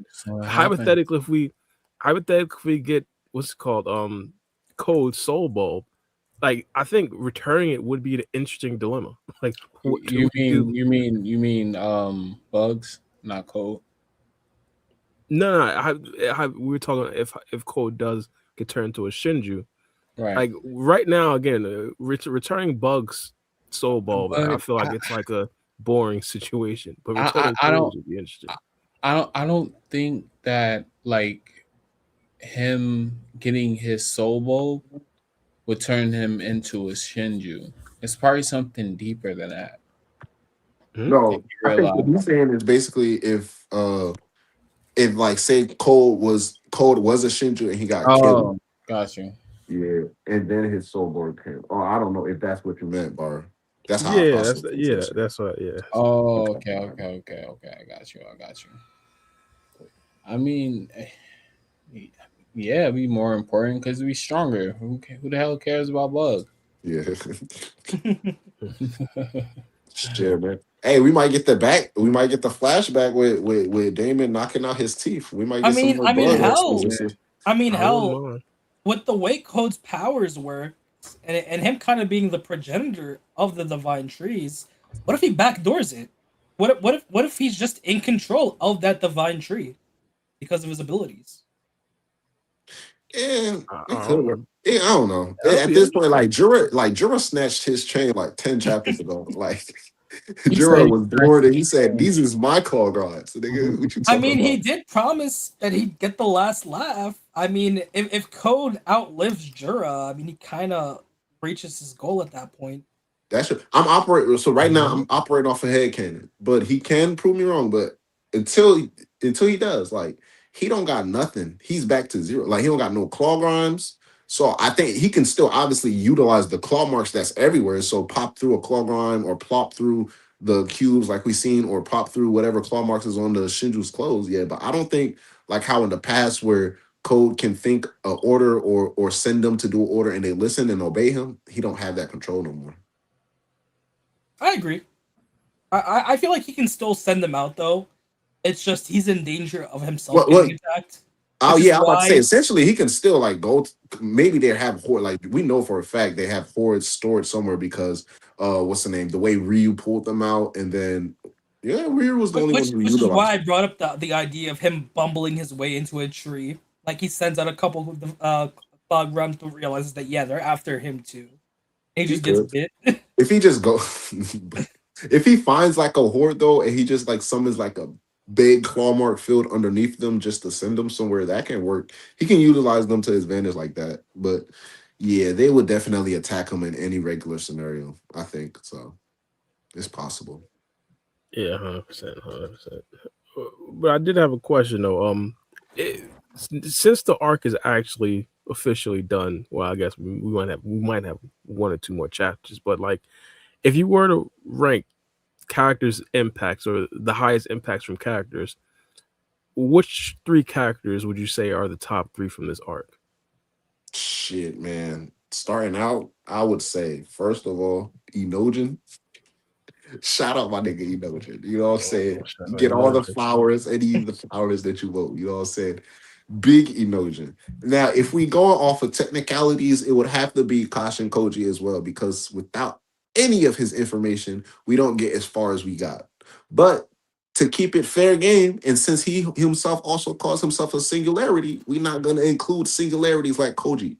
Ada and Boruto are fine, but Koji outlier in my ranking. So I'll say Well, Inojin. could you Go ahead. could you consider Inojin as a puppet? I mean, yeah, but like you could if you didn't have the free will. It's like Koji was still gambling with Inojin has to make these right choices or the choices that align to what he feels would end up in the best scenario. So you can in a way, but also it's not because a puppet is something you control, not bet on. And Koji was betting this entire arc. You feel me? He was gambling. The parlay may have been low risk, but it was still a parlay. You feel me? So I would definitely say Inojin. I would have to recognize Koji, but without including him in my three, I would say Inojin, uh, Daemon. Shit, without Daemon, yeah, it would have got worse fast. And then I'm not gonna lie, Boruto. because he popped in, he saved Kobu. We seen him save some Jonin. Maybe it's just the aura forming. Sarada's my favorite character. I want to give it to her, but like she ain't really like she destroyed like 20 clones, but it was really like that was it. Now, if she would have came through because we know she was the original ace in the hole for the plan, she would have been one of the three, but she's not. So Daemon, Inojin, and Boruto for me. I'll rock with it. Top three. Oh, Rising and Free. I would say Inojin. I would have to throw in Kobu. You know, Kobu did kind of muck things up. Yeah. He did kind of muck Well, things you up. did say biggest impact, so that would be a fair pick. He did make it so Sai now knows something's going on with Shikamaru. He's even seen Boruto, so he's kind of muddied the waters into Shikamaru's alliances. So I would say Koji did do, not Koji, Kobu did do a decent amount in this arc just by being Kobu. Mm-hmm. And last one. Last one, that's I would say Boruto, yeah. I'd say Boruto. Boruto, yeah, fair. All Free right, game. It's the 4. Three. And 3 in this arc. Yeah. Hold on, let me see. If I'm gonna have to pick this arc, I'm gonna have to say, of course, Daemon. I'm gonna have to give it. Wait, so there's no more Daemon slander. So if Daemon's the top 3 from this arc, Also, every time y'all stopped me, you was like, I can't wait till Daemon lose. So delete all those clips that you had of every shit. I was like, yeah. Every time y'all was like, real quick before you continue, Black. Once Daemon loses, I'm gonna save all the. Yeah, I hope you saved them all. But go ahead, continue. I don't know what you're talking about. But anyways, what I say, Daemon. My next one would have to be let's see, in this arc right here, I'm gonna have to give it to Konohamaru. Stop it, bro. Here we come. Nah, I'm gonna have to give it to I have to mute myself. Hold on. I have to give it to Konohamaru. He kind of led everything. He's rage rating, bro. I mean, Konohamaru did fumble, and that's the reason why Kobu went on the up and up. That's crazy. sabotaging Shikamaru. So I guess you could say Konohamaru bumbled his way to the top spot. Rage. I never seen rage baiting so masterfully played out before. Again, I'd say Inojin surpassed Konohamaru's legacy in this arc. Okay. I give it to Inojin, yeah, because like I said in my talking about the end of this this arc, Inojin played a big role, so I would definitely give it to Inojin for sacrifice, and also always Boruto Uzumaki. So you got the same 3 as me: Daemon, Boruto, and Inojin. Mm-hmm. Yep. That's tough. Yeah, people ask them what's the top 3 for what? It's the top 3 characters in this last arc right here in the Mamushi arc. Top 3 most impactful that we believe are the most impactful characters throughout this arc. Fact those. If I give my 3, I'd say I have Kashin Koji there. I think without Kashin Koji. Man, I miss Kashin Koji. Damn, that's probably one person I'll probably like. Maybe exchange Daemon for. Maybe. Oh no, I'm Damon's still on my top 3. I have Koji. The reason I have Koji is because without him, we already have a confirmed like bad future. Like Himawadi's out the paint. You feel me? Ada got turned into a tree. Maybe Daemon might be dead too. So like, I gotta give Kashin Koji that one. Number 2, again, Daemon. Daemon showed exactly why he's Daemon. Like it was actually insane. I ain't gonna lie. Like he actually did live up to how strong a lot of people did actually think he was going to be. One thing I wish we did actually get to see him against was a legitimate villain. Not saying that Mamushi was bad or anything like that. Of course, he showed he was like a big problem for all the characters, but like he's not like a Jura. He's not necessarily like a Ishiki Otsuki type of villain. Like, And I want to We see. don't know that yet. We don't know that yet. We don't know that yet. How He was fighting no? the infinite amount of clones though, so we don't know how it will go with him 1v1 versus Jorah. We ain't see a 1v1 I versus. know how it will go. You mind if I tell you? I'll No, tell you how it will go. I kind of think Daemon will win, but Jorah got that regeneration thing going on, so They're he gonna can get wear him out too. You're gonna look in So the mohawk and notice his mohawk is somehow where it's not it's should not a be. mohawk. It's a It's toupee, a two. bro. It's a Keep toupee. on Wait, telling he you said guys, it's a bro. what? It's a What is? toupee, bro. What He is the gonna send toupee that attached to? toupee right back onto the mannequin it belonged on, wherever store Jorah got that from. What is he attaching the toupee to? Like, what's the Bro, clip it's on to? glued on there, bro. He read the books and he read books, bro. He read books. Bro, That's a You fire know, I'm toupee. telling you. I don't think we talked about this, but now that everything's all done and settled, I'm interested to see Jura's thought process on Inojin being the MVP of this arc, because he would have seen Inojin through Mamushi's eyes. So I wonder how he thinks about Inojin's new aesthetics. He's just like us. Inojin. What? Wait, right back. He was probably Because just like reminding how shit. Kawaki would get gaslighted, Jura still doesn't know anything about prescience. So in his mind, Inojin just showed up like a whole new man and just killed his brother right then and there. Nah, I think this definitely confirms it because Jura's already been. He's like, there's no way Boruto. Like, you're strong, yes, but there's no. You know too much. Like, you know way too much, and this is even more Like, y'all knew exactly how to defeat Mamushi. That's Cap. I'm calling it Cap. Boruto got to help her. So hey, who knows? We may be thinking. Well, I ain't see all the panels yet. Cole might be waiting to backdoor Boruto, but who knows? Jura might be there waiting to backdoor Cole. He's like, bro, why you ain't figured this out yet? You know, so who knows? Hey, I'm gonna prove to you that Jorah wears a toupee. So hold on real quick. Boruto almost wind style jutsu that shit off his head, right? I'm gonna prove it to you, bro. Hold on real quick. Let me stop sharing real quick. But you know, guy someone has a- asked This me guy to has explain why I think Kobu is top 3 most impactful characters. I think it's more on a political standpoint because he just laid those seeds into the village. No, He mucked the waters for Shikamaru. Shikamaru's perpetual life is in Kobu's hand, either politically, physically, or whatever. Kobu decides whether Shikamaru still has a future. He's seen Boruto save him. He's also seen Boruto collaborate with bro. with Look at Shikamaru. that toupee. Sai now knows that Shikamaru is up to quote unquote something shady. So there's just so many political aspects happening in the village. especially with Inojin. Yes, exactly. And Kobu's just indirectly responsible for it all, and he now holds that leverage. It's a toupee. It's a toupee. I'm telling He you. got belt He marks gonna on punch the him, the toupee gonna fall off, and all of a sudden the hood gonna be on top of his head. He gonna be like, what? Nah, it's crazy. The Bro, belt that's marks. when he are gonna. crazy. That's when he gonna rage out when somebody knock his toupee off, bro.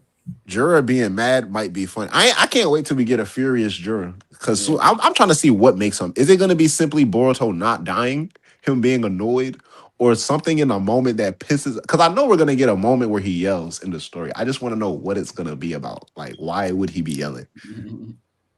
It's like with Ishiki, when he yelled that time when he yelled Kawaki. It's like we got to see him out of character one time. I want to see that for Jura.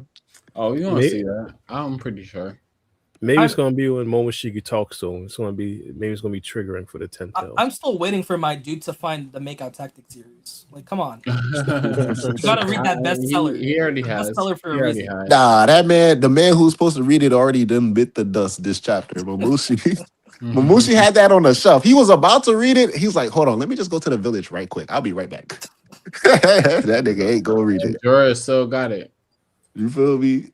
It's still there. I'm telling you. Hey, I tells you what. instead of pouring one out for his dead homies, he might just open a page and read one for Mamushi. He said, hey, this for my dog. Yeah, he wears a toupee. I rest my case. But yeah, Yes, guys, sir. I'm really running on fumes right now. I got some food and I'm like starving. So Fact, though. yeah, I want to thank everybody who joined us today. Shane Gill for the donation. Who was it? Reddy Willis 2039 for the donation. Jay Money Go 8 for the donation, and Shane Gill for being a member and also donating again. So catch us on the next one. We'll give you our shout out, scripted y'all. video pretty soon. Mhm. We'll catch y'all. Peace. Peace. Stay up, Later. fellas. Stay up, my guys. All right, so.